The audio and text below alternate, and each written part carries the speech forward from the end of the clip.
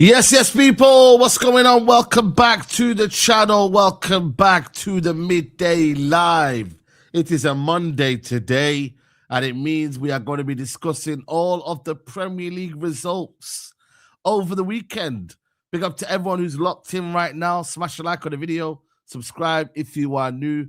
And as usual, man, if you got 3 points this weekend, raise your hands. Let's go. There you go, man. You know what I mean? You know what I'm saying? Roms, you miss the opportunity. You know what I mean? Hold that, Roms. You know what I mean? Liverpool still in the mud. You know what I mean? But yeah, people, the Mandem will be on their way. Roms, Don, and George will be here. Don't worry, George's going to get cooking again. It doesn't matter how many times it happens. It will be there every time. And yeah, man, raise your hands in the chat. Yeah, I see you lot raising your hands in the chat. Yeah, raise your hands, man, guys, if you have won this weekend. You know what I mean? Big up to you lot, man. But yeah, man, title race is it's interesting, man. Dan Potts, you know, after seeing what happened, obviously with Man City, it's kind of weird. We have to start with you because you lot are top at Christmas, man. You know what I mean? Is it one of them ones where it's like, does it mean anything though? You're top at Christmas. Does it mean anything? Does it hold any kind of like bearing? Does it feel good? You know what I mean? Like how are you feeling, man? Yeah, I mean, it feels good. It always feels good sitting top, but it don't give you a trophy yet, does it? So it's too early to be too cocky, right? But I've been at top at Christmas a few times, brother, and unfortunately, every time we go top at Christmas, I never win it. So yeah, maybe it's a bad omen in that respect. I think we have won it before, sat in the top of the tree, but of late we haven't.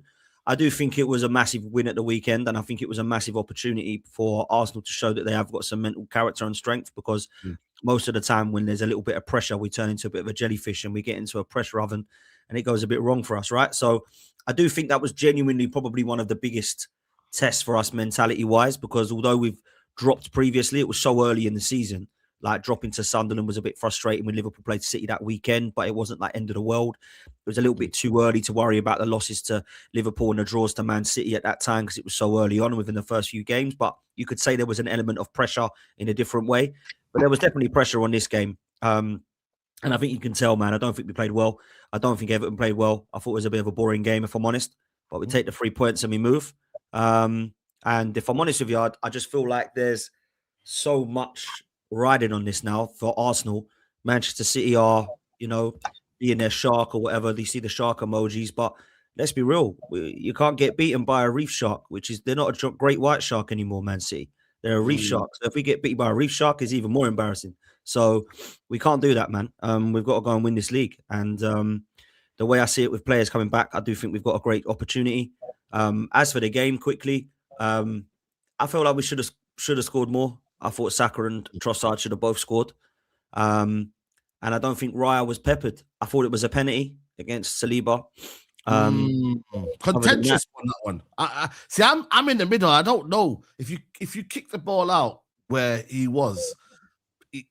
Is that still, as long as you kick the guy, does that mean it's a penalty, guys? Are we all in agreeing that if you just kick an opponent no matter what, doesn't mean that you're near the ball, doesn't mean that you're doing anything? Yeah, I think so. I mean, look, you can go back at everybody's league, everyone's team.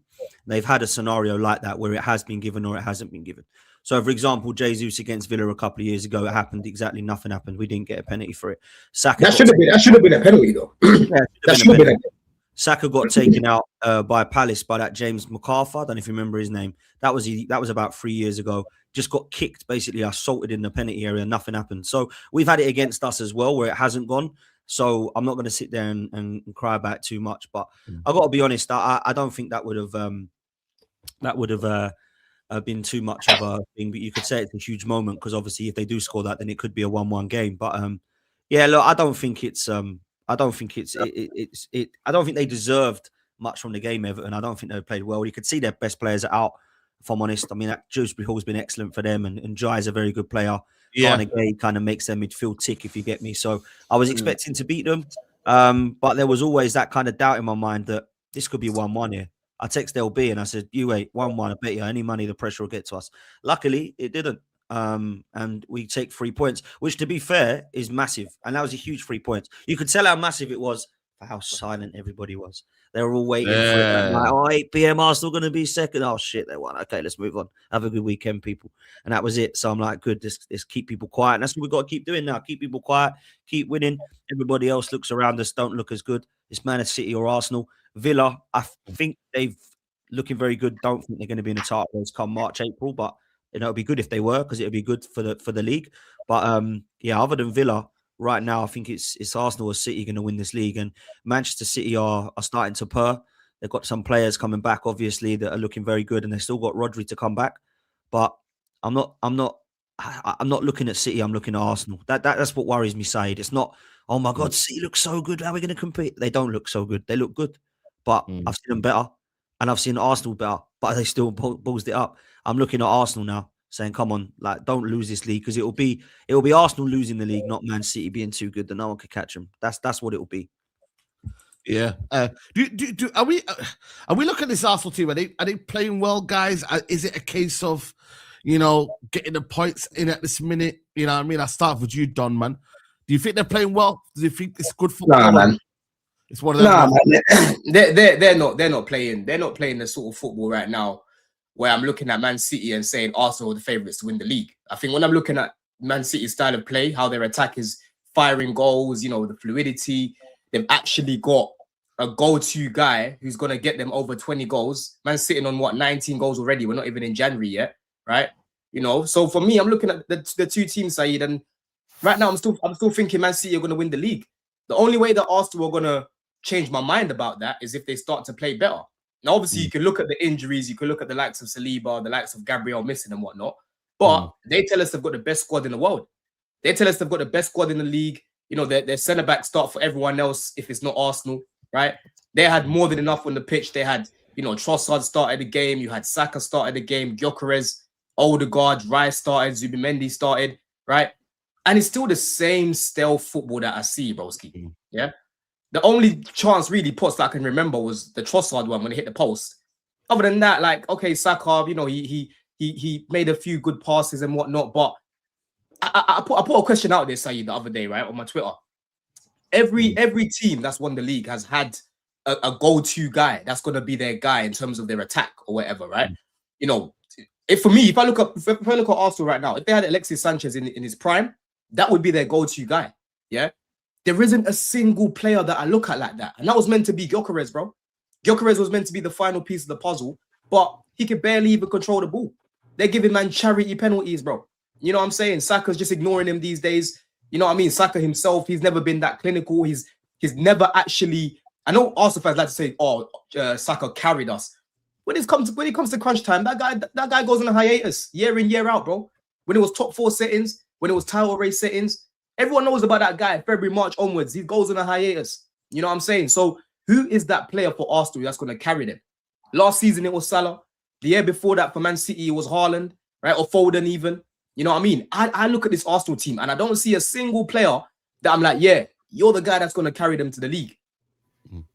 Is it a collective though? That maybe that's where Arsenal are going towards now. Maybe it's a collective thing where Saka's scoring, maybe, or Saka gets an assist. Trossard. Well, I guess the question is though, yeah, can they win the league like that? Because we was told that they can't. That's why they had to go out and buy the gunman. Yeah, Gyökeres, who scored 50 goals. That's what we were all told, and most of us all agreed with that. I agreed with that. Yeah, obviously he's not firing. Yeah. So then, what's really changed? Do you get me? So I still and at the start of the season, when we was talking about who can win the league, and I looked at Arsenal, and you look, why would Arsenal not win the league? I still look at their attack and don't think it's all that. You know what I mean? And again, listen, it's still good attack, yeah, like by most team standards. But we're not talking about most. We're talking about the best team in the country here, yeah. And I look at the Arsenal front line, and I just think to myself, are you really gonna win a league with that? And that's why I said in the summer, LB, or is it what Don's saying? Is it actually the front line, or is it like we haven't got the one player? Because your front line has got Haaland, and you're kind of done. Right? I think it's well, it's a bit of both. You know what I mean? If you solve the front line issue, you probably solve that by getting someone in there. I just look at the front three, yeah, Martinelli and Trossard on the left. I don't see that as a situation that can really win the league. I'd be surprised if it does. Right, Saka's mega, yeah, but to me, the guy doesn't look the same as he was a few years ago, probably due to the injuries. He probably needs, due to get back injuries. going. Yeah. So then it was like, it's on man, even Gyökeres. before the injury, he was overrated though, man. No. Come on, man. It's Overrated. on, yeah, but the thing is, yeah, Done. you don't need to have that conversation. Balancing itself out now. That's what it is. No, but we don't need to do that, yeah. The point is, yeah, I look at that attack and I just think it looks stale. It looks stale, man. LB, to add to your point, bro, I disagree with Don where you need one player to take you to the league. But if you don't have that, you then need it to be spread out. I've been saying this, for Arsenal to win the league, they need to have that 22 to 23 season when you've got 3 players hitting 10 plus goals at least. You're going to, because correct me if I'm wrong, Potts, it was Odegaard, Saka, and Martinelli that all hit double digits. You might have even had someone else in the region of about 5 or 8 goals. Jesus had 10 and then the other 3 had 15 each. Exactly. So what? That's 45 to 50 goals between the 4 of them. That's what will happen. Now, I don't see either. I agree with Don. You don't have that player to take you to league, but then I'm not really seeing a variety of goals spread out with your front line. I was speaking to my boy the other day, who's an Arsenal fan, and this Fergie saying, by the way, is outdated. Defense wins you leagues, whatnot. I don't believe that anymore, because what defense will do, it will get you to a draw, but a defense won't necessarily win you the game. Yes, you've got Gabriel that will score from set pieces, but a defense will make you not concede, but you need your attackers to then score. And this is why I think Arsenal will carry on drawing a lot of games this season, and City will inevitably pick them to the league, because your defense can only do so much. You need your attack to take the reins. That's the thing, though. For me, I was saying before to LB, yeah, listen, it's not a good thing that it's only Haaland that you're looking at, right? Because you want everyone to contribute, right? So I agree with you on that front. But the sort of numbers you need when everyone's contributing, from the wingers especially, bro, they need to be hitting minimum 12 goals. Minimum 12 goals. And then you need your striker to be getting at least 15. Yeah. You even need the likes of Odegaard and these guys to be chipping in with the goals as well. Right? Yeah. What I'm looking at right now, Roms, I'm looking at what they're up against. They're up against a team that has that, and they've got players that are contributing, bro. They've got Cherky contributing now. They've got Foden contributing now. You've got Reinders that's gone into this new role. He might start to, second half of the season, he might just turn it up and start to box crash, bro. You love Reinders. You know what I mean? We haven't really seen the best of him. You know what I'm saying? That's not there, though. I know we'll talk about City in a bit, yeah, but we weren't saying that maybe a few weeks ago, maybe a month ago. Arsenal, we were saying that they've got this depth that's incredible in terms of the players that they've got. Madueke, Martinelli, Trossard tripping in with goals. Saka's obviously a threat there. Gyökeres was, let's be honest, Gyökeres was having a little bit of form before he got injured. Jesus is now back. You know what I mean? Like Eze was scoring. If you actually deep it, the last time Arsenal played real fluid attacking football consistently, Potts, was the season before last, right? When they went on a mad run, bro. They battered West Ham, they battered Sheffield United. That was the last time really that I remember Arsenal actually firing. Last they got season, their record amount of goals done. I think they scored their most in the Premier League campaign. Yeah, bro. Last season, obviously, they were hindered. Like, they had Saka out, they had Odegaard out. Havertz, I think he got injured as well for a bit. So their attack was all over the place. Marino had to go up top. So it's actually, when you actually deep it, it's been a minute since we've seen Arsenal actually firing consistently, bro. And yet we're still top of the league, man. So you, man, must be shit. Let's be real.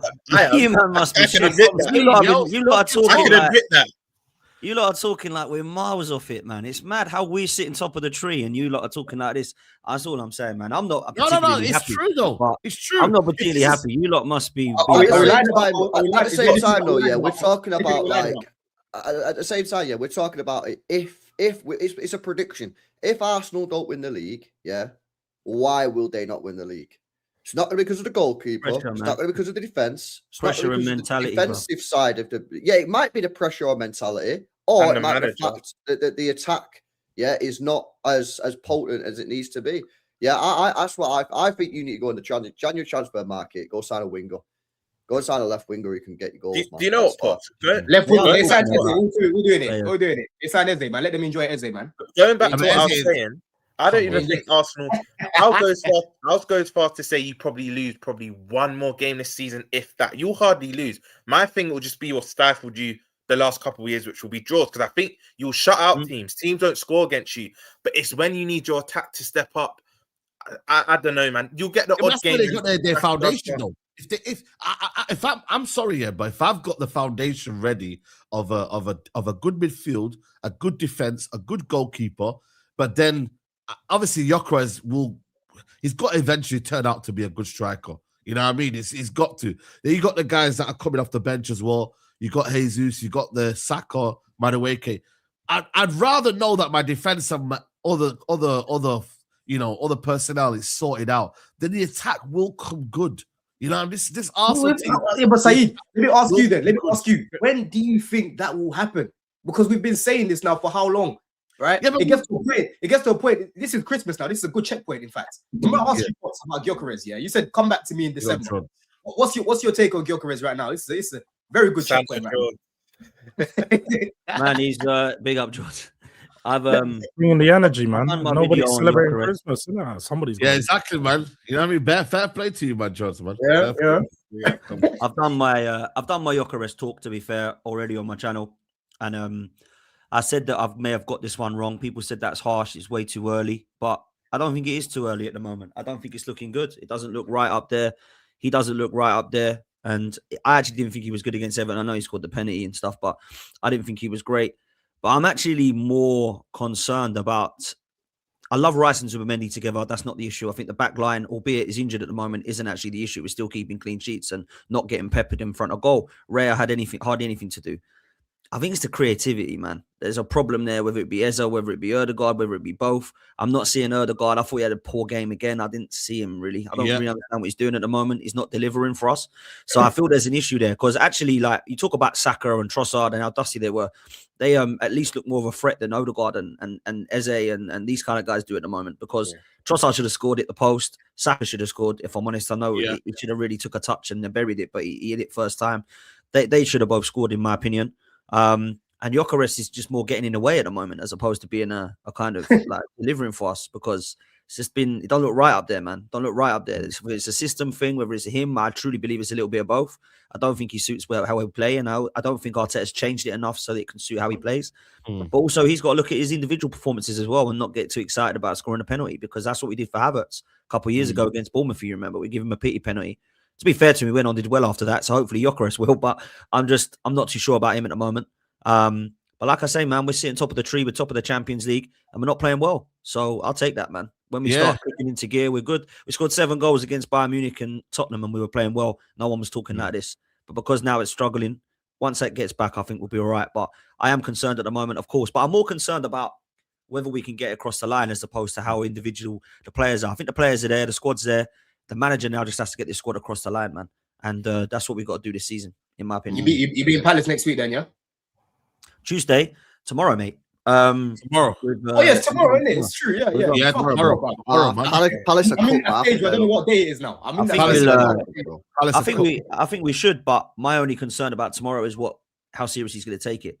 Because the last few years he's just played kids and we've gone out. But I'm hoping that he takes it seriously because we should beat Palace. They're in a bad way at the moment. I don't know what's happening with Glasner. Like when a man comes out and says, I'm going to stall my contract or it's because our fixture schedule is too much.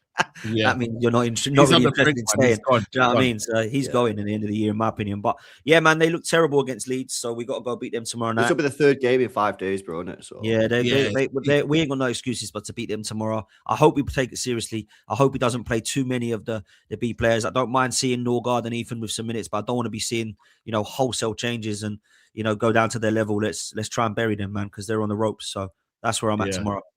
Absolutely, man. Big up everyone locked in, man. 1,800 in the building. Let's get these likes up, people, man. 800 likes is the target for this video. So right now, hit the like button.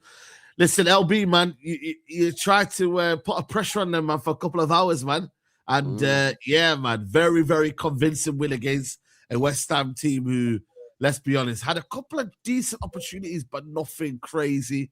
3-0, could have been more. But yeah, man, happy days for you lot, man. No, just quickly, do you, man, just quickly before we go to LB, do you think West Ham are going to go down? No. You know what? There's a gap now, though. I can't lie to you. There is a gap. 6-point gap. I'm like, looking yeah, I know.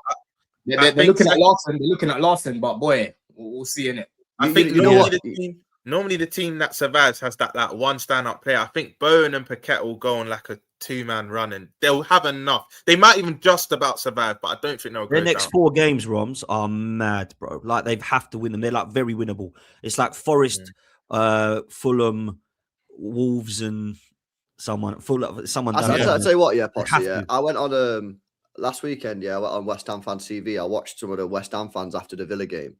Yeah. Obviously, they lost 3-2. And a lot of them were saying that was their best performance of the season, right? God. And obviously, they lost, which is not good.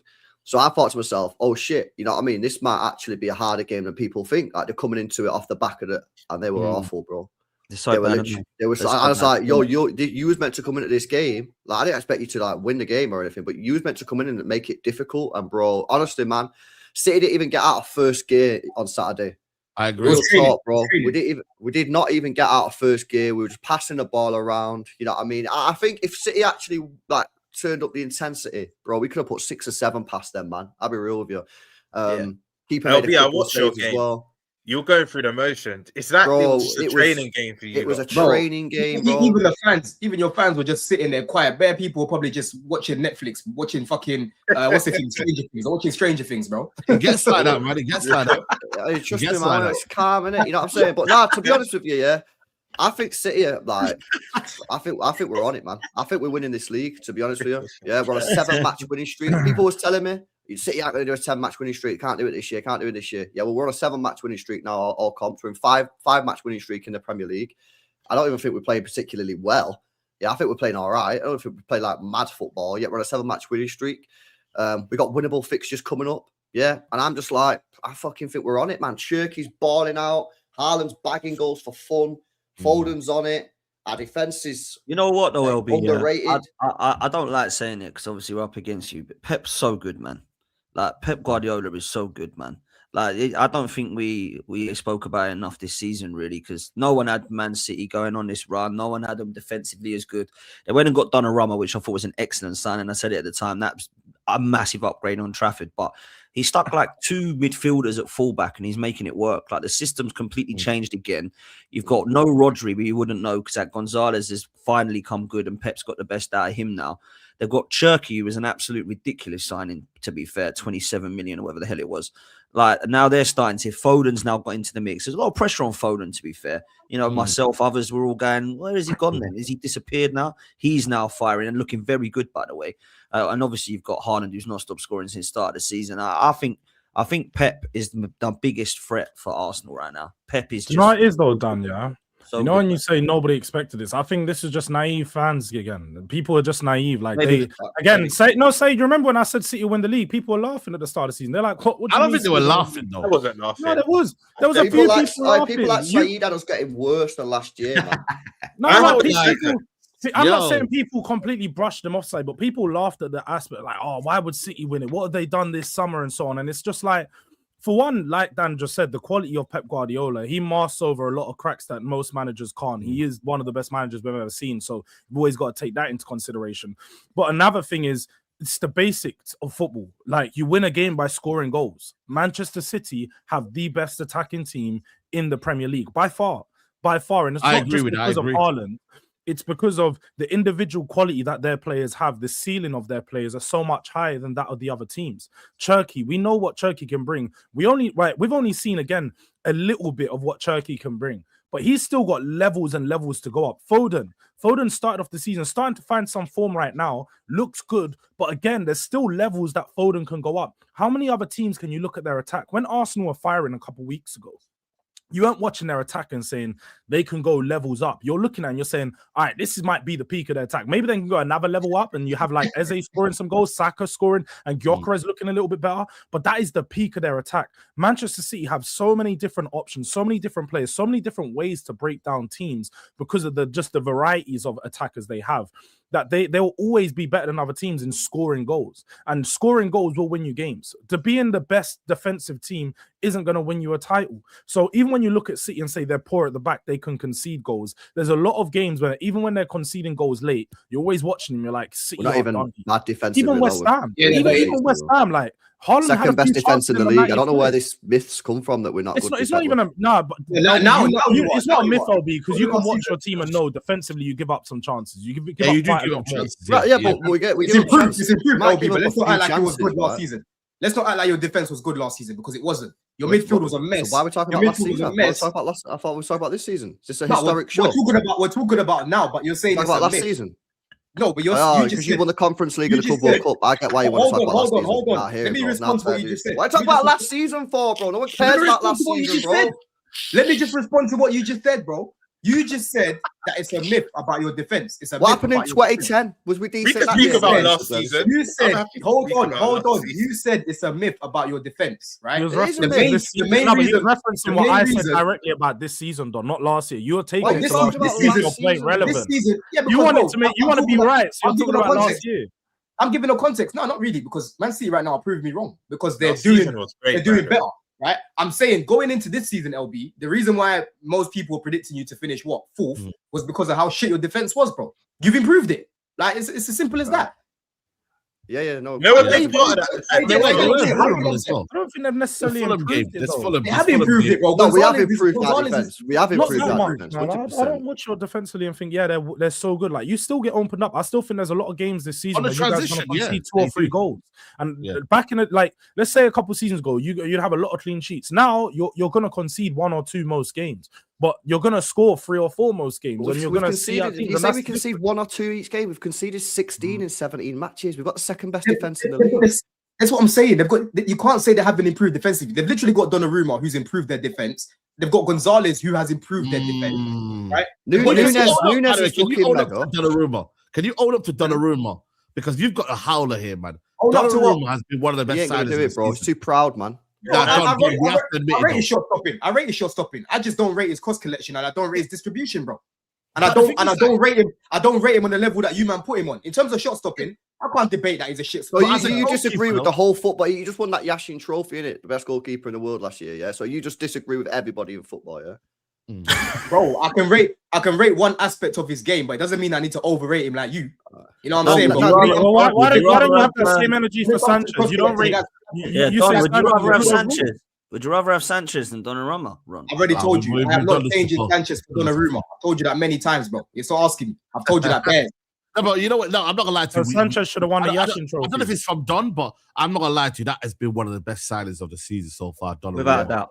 I'm not gonna lie to you, man. The price The as well, saves though. that he made. You know what he does? Yeah, he makes saves at critical moments of the game. Yeah, Yeah. where you know that the game of Sunderland. He made one critical against you, moment. bro. Yeah, Then one, Buemo. yeah, and Sure. Buemo, yeah. Isidore, he made one here against West Ham. I think it was Bowen or was it Potts? I don't know who it was.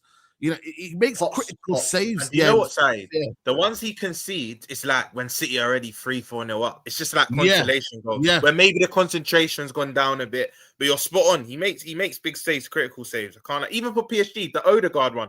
I thought that was back The in the net. Odegaard one. And you just see him get there. It's like, how That's did you such get a there? mad save because he's like That's one of the 6'4" best saves or of last 6'5". For him to get down like that was a Yeah, mad save. But crazy. not only that, yeah, I think he's given confidence to our actual defense now as well because 100%. look at Diaz really, yeah, it's kind of gone unspoke about. Yeah, good for us, but Is he wasn't back? really Is he that- back?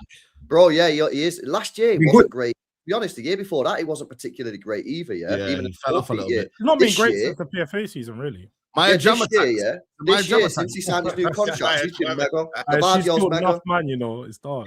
Yo, This man. is Hey, why hey, LB, this- I this- said this- to you this- about this- James the way Trafford. the way That's that why I he's told taking you, some of these pictures, the way that he's taking some of these pictures, LB, yeah, come like Black China and that, bro. He needs to relax, bro. The angle, you know what I'm saying, bro. I don't know what type of angle that is, bro. What type of angle is that, bro? He needs to chill that. Hey, Don can't play around with Don with his dumps, man. You know what I mean? On IG, man. Don knows his thing, man. Yeah.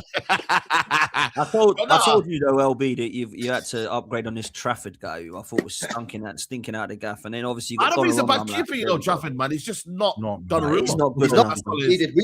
We needed Donnarumma. We needed a 100%. presence at the back Saeed, line. you lot should have to give us signed Trafford. confidence, He man. would have been all right. No, That's I the wanted thing, though. Donnarumma. I wanted Donnarumma. LB, can you? Okay, let's talk about Donnarumma, right? So for you, because obviously when I saw Man City were linked at first, I thought, oh, bro, in terms of the ball playing and that, so it kind of felt like to me, Pep kind of sacrificed the ball playing ability and gone back to basics in terms of shot stopping. Would you agree? Yeah. Because Yeah. Edison's not as good. Yeah, shot 100%. That's very fair. That's very Yeah, fair. but that's what we needed, bro. Because our defense was shit last year, as you just mentioned. So we needed a goalkeeper that can keep the ball out the back of the net. Football's cyclical, bro. Yeah, over the last decade or whatever, we've had Edison. Yeah, cool. Our defense has been good. We didn't need a shot stopper. Yeah, it's proven with all the trophies that we've won. But over the last 2 years, our defence has weakened since the treble year. We've been giving up more chances, as you seen last year. And our need for a shot stopper was greater than our need for someone to play the ball out from the back. And I'm sorry, but when Donnarumma come on the market for 30 million, you don't say no. You take it and you just find a way to make it work. And we're finding a way to make it work. That's why Pep is the best, because when other managers will stick with something and make it go stale, and it'll be the detriment to the team, where Pep will just change it up. He's literally changed your playing style, and it's paying dividends to your team. 100%. LB, let me ask you then, yeah. What do you think Man City need in January, bro? And Semenyo links as well. I would get Semenyo. I'd let Bob leave on a loan or whatever. Get Semenyo in. And then in an ideal world, we could probably do with getting like a physical midfielder. Yeah, my dream would be Bruno Guimaraes, from Newcastle. Obviously not. You're gonna get him, man. That's our players. Someone that can Anderson. I really like Elliot Anderson, man. I really like Elliot Anderson. So you're not gonna get him in January. If Rodri comes back and can give us some minutes, you don't need him. But I think forget about it. Stop talking about. You see, Rodri, bro. Put him in the same category as Lavia, bro. These guys don't talk about them. Give it a rest, bro. Lavia's played it out 35 years. You look. And take that hat off and listen properly. Let me finish my point. What are you doing? This guy is really talking about Lavia. Are you giving misinformation up, bro? Before interrupting me, man. Take off hat so you can fucking hear me, bro. And you're still talking about Lavia. Give it a rest, bro. It's not about players that are injured on the injury table. Let me come back to you, LB, anyway. LB, let me finish my point before this guy cuts me off. Let me finish my point so LB can understand where I'm coming from, right? Rodri keeps coming back. Rodri keeps coming back, LB, and breaking down. Yeah, it hasn't been as long as Lavia. We all know this, but it's similar because right now he keeps breaking down every time he comes back. So right now, forget about Rodri and go and try get a midfielder in January. Because if Gonzalez gets injured, bro, if Gonzalez gets injured, LB, you yourself know you can't depend on Rodri. Yeah, don't let Jules confuse you. I'm trying to help you here. Has Lavia ever been fit to your club? Right, wait a sec. Let me respond to that. Let me just respond to that. Because wait a sec. In January, bro. You're saying that. He's had 2 injuries since he come back, right? The first one, he had a bit of knee pain since he come back. So that's natural after an ACL, right? He was out for a game. He come back for the very next game, and then he got a hamstring injury. Because Pep played in fucking 3 games in a week. So I actually think it's probably more about Pep needing to utilize him. And apparently, he's been back for a month, but City are being really careful with him this time. However, sounds like Lavia to me. That's what we do with Lavia as well. No. We're not doing that. Lavia's never been available, bro. Stop talking. There is a fair point, though, If does he even have a contract, bro? This guy's a ghost. There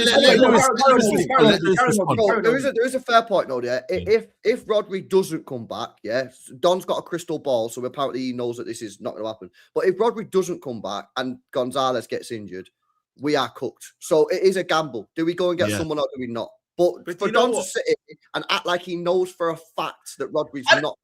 I don't know for a fact. I don't know for a fact. I'm just saying. I thought you're saying it's Lavia, bro. You see, why this is hypocritical from you, Do you know why this is hypocritical from you? You had 2 players in Fofana and Reece James that you kept backing up were very injury prone. Who's to say Rodri can't come back in the team and be injury free? You can't just say, furthermore, even if Rodri can come back and just no. Going off of Don's point, even if he can come back and just contribute to 1 out of every 3 games, he's an important player, right? Because that's what Fofana does. So you lot are really struggling. He's an important player, even if he contributes 1 in every 3 games. Let me respond to Roms first, right? Because I've even got receipts on my Twitter. Are you going to respond this week? I've even got receipts on my Twitter. And me and you, Roms, have spoken many times. I said to you, bro, I'm not talking about Reece right now until I can see this guy staying fit, And I even said for at least 2-3 months before. When there was conversations about Trent, you didn't rule it out. Hold on, bro. Hold on. I didn't say to LB, give up on Rodri. What I said to LB is go and get a midfielder. You literally just said that Rodri's basically done. I said for now, forget about him and go get a midfielder that can actually contribute into the team consistently. Because Rodri's fitness right now has been up and down, This right? guy is And a we do. hypocrite. Hold on, No, hold on, you hold on, can't hold on. see Last forget about Monday, it. Last Monday, no. You actually lost on. You actually lost. You do this too often. You spoke on Friday about you doing this as well. No, because you do this all the That's what you time. like to do. You're a That's what you like to hypocrite. do. You're a That's what you like to hypocrite. do, Go bro. on, carry Let it. me Carry finish on, what I'm God. saying, Jerome. Finish your Let point. me finish what I'm Finish saying, your bro. point. You like to You're a interrupt before hypocrite. people finish. You're We like to do bonafide Jules. hypocrite. You like to interrupt before people finish. Finish your point. People Finish read your the point. audience, Finish your point. right? Finish Let your the point, people read the Let audience. Don land. Yeah? Don This guy land is your what he point. likes Land to your do. point. Interrupts before I finish so he can try to confuse people. Shut up Because for a you're a second. Let me hypocrite. fucking finish, bro. You're Let me a fucking hypocrite. finish, right? Because you're a Anyway, let me hypocrite. come back to T-Roms. Let me come back to T-Roms, yeah? Good. You can't tell me nothing about Reese because there's multiple receipts. I stopped talking about this guy until I could see him staying fit. The point I'm making for LB is go and get a midfielder. So if Rodri comes back, yeah, you don't have to depend on him, bro. If they have to depend on Rodri right now, bro, he's been breaking down. Why would you not want to cover yourself? Why would you not want to cover yourself? I agree with that.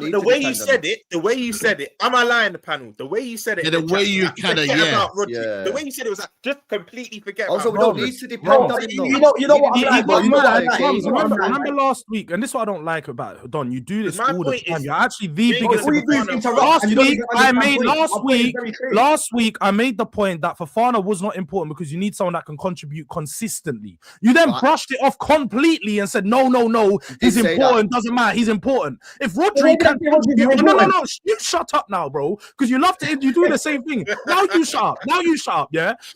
No, again, if he could contribute 1 in 3 games like Fofana does, is he not important then?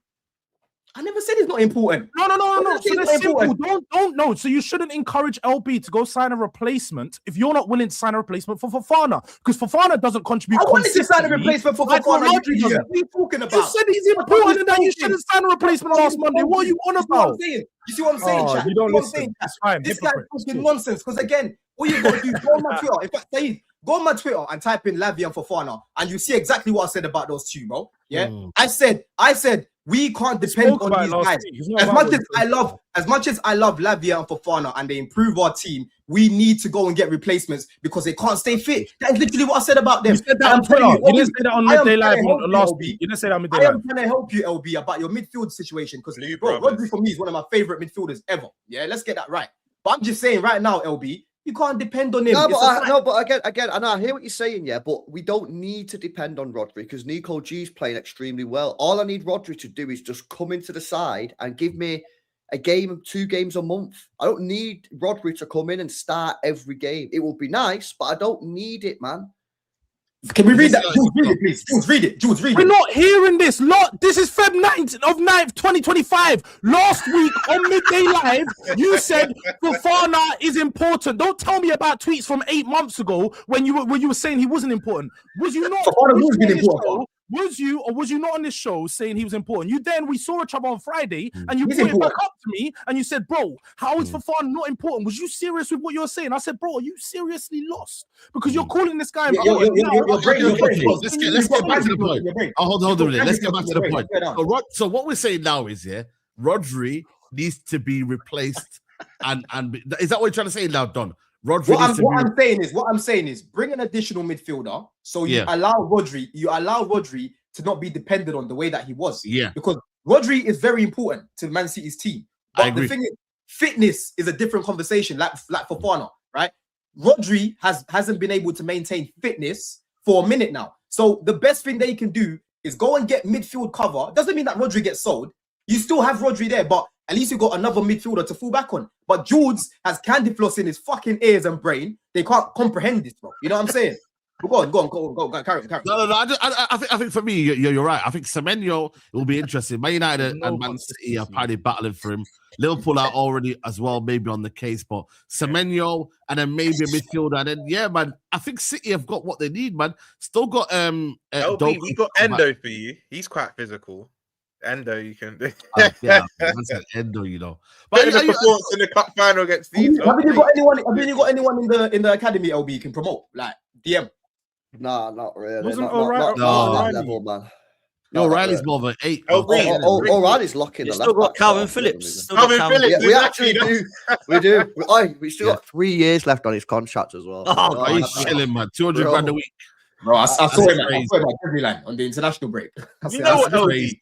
LB, your FA Cup game, I don't know if you have, but in January, surely you can get a little start. Calvin, He actually come on against Huddersfield when we played him in a couple of weeks ago. Crazy. How about Manu, man? I like Manu, but I don't think he's what we need, innit? No, he's not gonna come to City, man. Relax. He ain't that physical guy, man. Like, he is. I like him. He's technical though, man. You need technical players. So, but just move on. Yeah. What about Edison? Have you gone cold on Edison? Remember that I don't Brazilian? like him, bro. I watched. We were linked with him, last season. I watched about 5 or 6 Atalanta games, and bro, I don't rate him, man. Yeah. He fell off, bro. He's fell off, man. But you're confident that LB, you're looking. You don't look at Arsenal. I think we'll win the league, man. Yeah. I think things are falling into place. I'm seeing good signs, and this is a big month, this in January for us, because I'm looking at our fixtures, right, and obviously like standard shit, every game's hard and that. But Forest away, Sunderland away, I think we should win them both, and then we got Brighton at home, Chelsea at home, United away. Real talk, I want to win every single game. I think we're good enough to win every game. I think we do that, we'll be top of the league by the end of the United game. So fucking bring it on, man. Yeah, we win a fucking league, mate. Yeah, talk about Reef Sharks. Get out of damn pots, man. I'll take your head off that. We'll be there, guys. We will be there. Love that. That's what we needed. We will be there. We will be there, man. Big up everyone locked in, man. We've got 2,000 people in the building. Let's get to 1,000 likes, guys, man. ASAP. HLA, it says here, Saka's mad overrated, closer to Grealish than Foden. Second top scorers in the Premier League and third top in the Champions League. Wafflers. Rice, Eze, and Odegaard for transition. Rice, Zubimendi, and Odegaard pass. Big up Jack. He says some clowns who said we're peaking early now critiquing every aspect of the team during a flat patch while they sit there looking. That's not true, by the way, Jack. Yeah, you have to listen, bro. You're top of the league, yeah. But like we're having a conversation about that. What could stop Arsenal from winning the league? And you're saying critiquing every aspect of the team. No, that didn't happen. We critiqued your attack, and that's it. No one critiqued your defense. No one critiqued your goalkeeper. We didn't even critique your midfielder. We critique your attack because that's what we think, innit? Do you know what I'm saying? Also, to be the best LB, you've got to critique everything because that's how you're going to find the problems. You find the problems by literally. You know what, Pops? Pick up yourself because there's only a handful of you, but the majority of families are so damn sensitive. Like, what the hell? They don't even want us to speak on Arsenal. It's like, come on, it's a show. We're going to speak positively and negatively. I think they want you to speak on Arsenal, but they want you to say, "Oh my God, they've won the league!" Like, how great they are, and they're going to do this and that. It's because we ain't there yet, man. Hopefully we get there, Jack. Hopefully we get there, Jack. But not yet, mate. Because a lot of them ain't witnessed glory, Pots. Glory to them is just title races. That's what it is. Whereas you've seen glory. You've seen glory. Yeah. You know what I mean? Yeah. Rodri, it came back and broke down twice. Waffler, and big up to you, who's everyone who's super chatting in the building. The Big Six game on the weekend was the Liverpool and Tottenham game. Wirtz finally got an assist. Isak got a goal as well. Liverpool. He's got level with Robert Sanchez on Premier League assists. How mad is that? Even Lindelof, crazy. I'm never going to win. I'm never going to win because when he gets his first year, it'll be like, oh, finally, it's only taken him 18 games. We will lose anyway, bro. You're pissed anyway. Liverpool are back, man. Liverpool are back, innit? You know what I mean? Slot in now. No. Saeed, like George will give his take after, but first of all, I don't know if everyone watched it. That first half was dross from both teams. In my opinion. I agree. Both. I think the first half was poor. It was dire, in my opinion. What worried me the most, and you saw it in the Newcastle game, is when Spurs went down to 9 men. It's like they were the better team. Slot even come out and said it, but it annoyed me even more because it's like you are the manager. You're supposed to rectify it. We're supposed to go up another level with them having 9. Big up and 7-9. With them having 9 games. George, do you remember? This was kind of the mirror image of this same fixture 2 years ago where we got 2 red cards and you lot won it. But the difference is you actually took the game to us. It's like the less men Spurs have, the better Spurs got and the worse we got. And a lot of people are going to say, don't be negative, you won the game. The positives were we won the game. Alisson was amazing. Ekatike back on the score sheet. Vert's got his GA. Izak scored a goal. Obviously, unfortunate that he'd probably be out for the rest of the season. So there were positives. But the worrying thing for me is whenever, and I tweeted it during the game, when Xavi Simons got sent off, I don't know why a lot of our fans were getting happy. We struggled to break down low blocks. Even the back end of last season, this has been a Liverpool thing, struggling to break down low blocks. But the fact we went to 9 men and we couldn't manage out that game. So I remember a couple of weeks ago, we watched the Leeds game and I was like, I'm not feeling confident here. Like, we don't know how to see out games. Spurs had 9 men and they were taking it to us. I was worried. I left that game feeling more worried than relieved. Yes, we got the 3 points. Yes, we're level with Chelsea now, top 4. Even though that makes me sick even saying that, because we shouldn't be aspiring for top 4, right?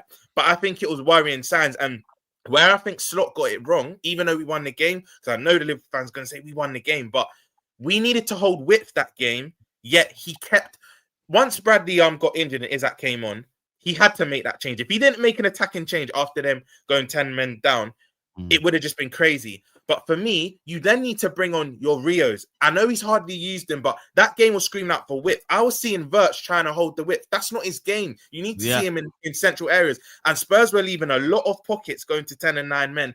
It just didn't make sense. And for me, it's more worrying going forward because we're not being able to see out. I know we saw out this game in particular, but you've seen recently the Leeds game, the Newcastle game early in the season. Even when we were winning, we were rocky. We can all agree Newcastle went down to 10 men and were the better side. But then, again, we got out of jail then.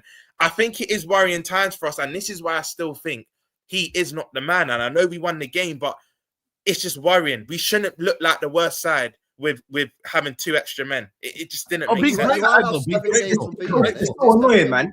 It's so annoying. I don't want to talk too much about Spurs here because, Jules, I'll let you do that. But it's just so annoying because both teams in the first half, I thought, were meaty. I thought Spurs didn't allow you lot to even create anything. And then Xavi, bro, like, when I was looking at the game, he could have gone either way, Jules. Like, Xavi just ruined it.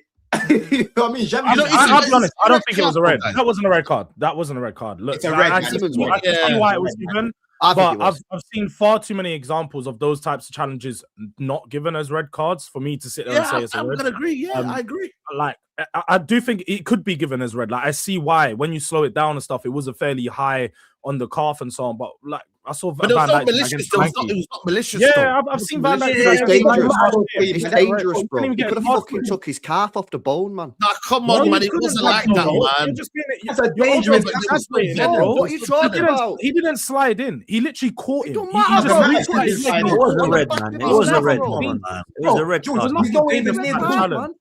There was no need for him to even do it though. Like, Van Dijk's not really going anywhere, is he? Like, Van Dijk was going to go left and then he brought it right. So when Van Dijk changed the direction in which he was going in very slightly, that's why his foot, like, when he went for him, he was originally going to take it left, so he probably would have got on the other side of him. But because Van Dijk changed his position of his leg, he started to go left. That's when he caught his calf. Look, again, I don't necessarily I'm not going to sit here and go mad at Xavi because I think it was the referee made some decisions that were like questionable. But again, I think from us, it was poor. I think Liverpool were rubbish in the game. Going up until that red card, I don't think you guys have created much chances. I thought we had more of the ball and we sort of taken the game to you. But the same thing with Spurs all season has been we lack ideas once we get into the final third. It's not a dangerous challenge, Tobe. It was a It is, bro. How can you say it's not dangerous? He's put his studs on the back of his leg. Reckless, not dangerous. That's the difference. Dangerous. It's a dangerous challenge. Dangerous challenges are when you've put force and intent behind the challenge. No, a dangerous challenge is when you can injure a player. You can kick someone in their leg. No, you can kick someone and be reckless and catch them in the wrong area. You can go in for someone with like Romero does dangerous challenges because he puts force behind them. Yeah, there was no force. I also think. Let me ask you a question, Woods. If Van Dijk ended up being out for the next 3-4 months, would you be surprised with that challenge? Yes, because it wasn't that bad. You're chatting. No, you're going on like he slid and he went into his Achilles. He didn't scrape his leg all the way down his leg. He just caught him on the calf, and that was it. Yeah, it wasn't even that. You know what it comes down to? I think it comes down to the fact that Achilles. I don't know if you man think is that not the softest like and it just the Achilles is right to your calf. It's joint to your calf. Yeah, so maybe the referees are looking at that. I've had Achilles injuries. It literally goes into your calf, bro. It can be a painful one. It can be a very dangerous one. You can't catch them low on the leg. You don't catch them high on the calf to have an Achilles injury, though, right? Yeah. Talk about the game, Jules. Talk about the game. No. I want to say. I was going to stick a little Liverpool 1 second before we go. Yeah. In terms of Liverpool, Ekitike has been the shining light. I'm not going to lie to you, man. He's been a baller this season. I think for me, like he shouldn't be starting every game. but now there's going to be extra pressure now for him to now deliver even more. Do you think he can continue this? Because I believe this guy's a top player in the making, man. But the thing is, what you I saying? think, and again, of course, I'm devastated Isaac got injured, but I think Ekitike deep down, he'll never come out and say this, but he'll probably thinking to himself, this is really my time now. World Cup, I think he's already getting in the France team the last few international breaks, but now he's got a clear run in our team to get to the end of the season. He's already on 8 non-penalty goals in the league, right? I think he can get between 12 and 17 for his debut season. That's an amazing debut season. I think, Saeed, he's going to relish this challenge. Like he has, I know, because before the Leeds game when he got a brace, I think he went for a little barren run of like 6 or 7 games where he didn't score. But I think he's going to relish this because he now knows I am the 9 for the rest of the season. Obviously, albeit he doesn't get any injuries to himself. But what a revelation he's been, because again, he was going through his barren run, but even when he didn't score for 6 or 7 games, Saeed, you can still see he's making things happen. He's dropping in deep. He's actually trying to tie things together. And don't get it twisted. I understand why Slot kind of kept us compact, because I think before the Spurs game, I don't know if this is still the stat after the Spurs game, but in terms of possession, I think we're in the top 3 teams or top 2 teams of keeping the ball. One thing we actually do quite well is keeping the ball, but sometimes it's what we do with it, right? But I understand he likes to play compact because he wants to keep patterns of play and triangles. And you even saw it from the goal. I know it was on transition, but it went to Ekitike to Verts to Isak. And I understand what he means. But I think once Spurs go to 10 and 9 men, you then have to get width, because then we could kill them on the width. But the fact he was using Verts as our width, it didn't really make sense. But as for Ekitike's side, he's going to relish this, and I genuinely feel you'll see a good. I feel you'll see his return go up even more now. I think he'll. I think he's been playing well. I can't like him. Yeah, go on, Potts. You're still thinking for third, Roms? Yeah, I think we'll get, not because we're great, but I just think we've got more quality than the rest of the teams around us. But I still think we'll get third. But for me, Potts, is still the performances. And the biggest worry for me is you go down to 10 and 9 men and the other opposition look better. That's a big worry. Do you have a right? Yeah. Oh, that's new to me. Is it fair? Say that again? That's new to me. You're gonna finish third, yeah? No, I've been hold on. He said it. Okay.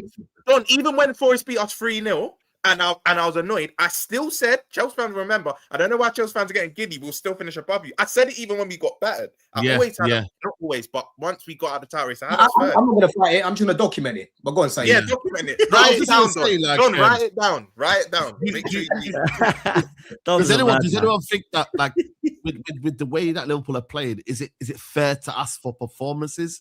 Or is it about results now with Liverpool? Because now they've got to see better than that side. They got to see. I wasn't impressed with Liverpool, man. I wasn't impressed with Liverpool at all, bruv. Like Liverpool, I thought were not great, and I think I see Roms on social saying like, let's not get too giddy. That was not good, because like when you're doing that against the Spurs side, and when they go down to like 9 men and they still can actually take something. Yeah, I wouldn't be happy if I was draw the game, Potts. I actually thought they would score and we would draw that 2-2. I was shivering. I think if the game went on for another 10 minutes, we would have scored. Definitely, I think we would have scored. These guys weren't winning football matches. They were on a mad streak. So what you got to do at that point is just end that. Yeah, you got to start winning football matches and stop getting beat. They've done that. They're now 6 games unbeaten. I'm looking at your next 3 fixtures: Wolves, Leeds, Fulham. So this for me now, is where you need to start getting the performances better. Because if your performances don't get better, those are the 3 games before the Arsenal game as well. Before the Arsenal, then you get to Arsenal, you'll probably start losing again. Yeah. So listen, the positive signs are they're now not getting beat, innit? You know what I'm saying? Do you know what, LB? I understand, because you're right. Now he's kind of steadied the ship in terms of results, not performances, but in terms of results, steady the ship. We've got too much quality to be playing how we're playing. That's my problem. We've got too much, because George might agree. For me, we were only good from about the 45th, so from second half till maybe about the 60th. We had like a 15 to 20 minute spell. Then after that, Spurs just started to take the reins. But I think Spurs' problem, I think George would agree, Tobes and the other Spurs fans, they just didn't have that much quality to get back into the game. We lack ideas in the final third all the time. We lack ideas, man. We're so poor.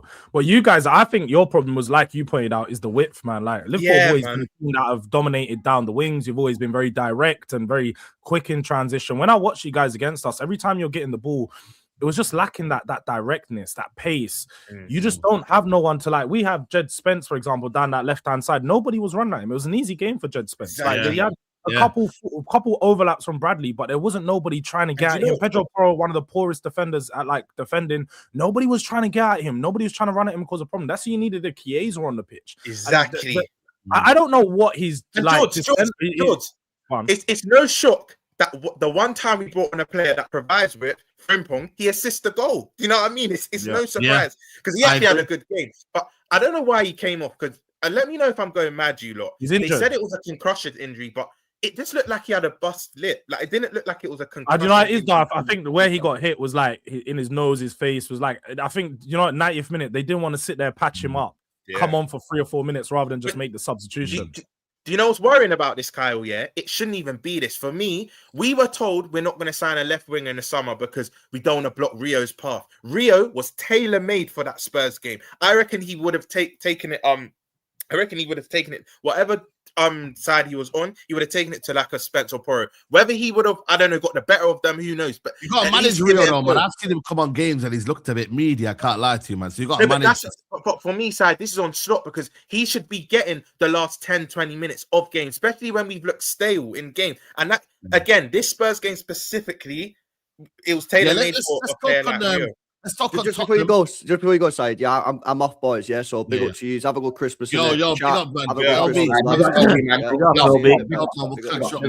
Take it easy. Yeah, man. Listen, you know what it is? It's gone past beyond like bantering you. You know what I mean? But I will call you on a certain player, man.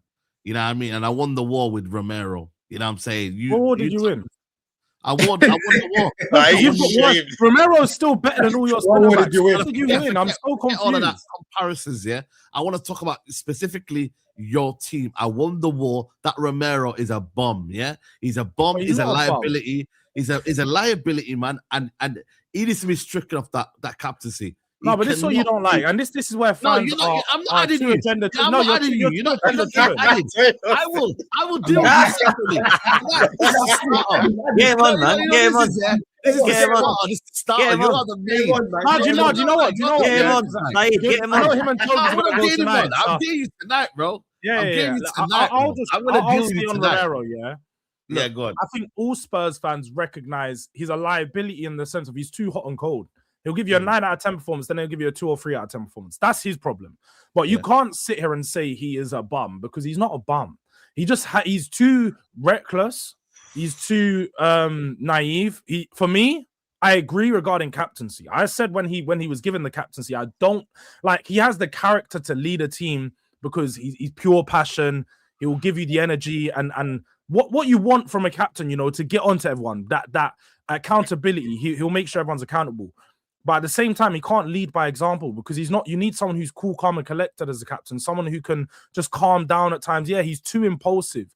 He's someone who you want in your team because let's have a fight. Right, in a game where it's going to be a bit sticky, you want someone to throw in that rough challenge and just create some of that energy. He's a liability, man. He's a liability. But he's a liability and he doesn't add consistency to our team. And that's where we lack in it. We need someone who can just be consistent at the back, someone who can play next to Van de Ven and just be more stable in the way that he plays. I think he's also very good at a lot of things. Like in that game, in that first half, he's good on the ball. He's good on the ball. He was breaking up the game. And one of the best defenders on the ball that you'll find in the Premier League. Like he's so good at playing through the lines.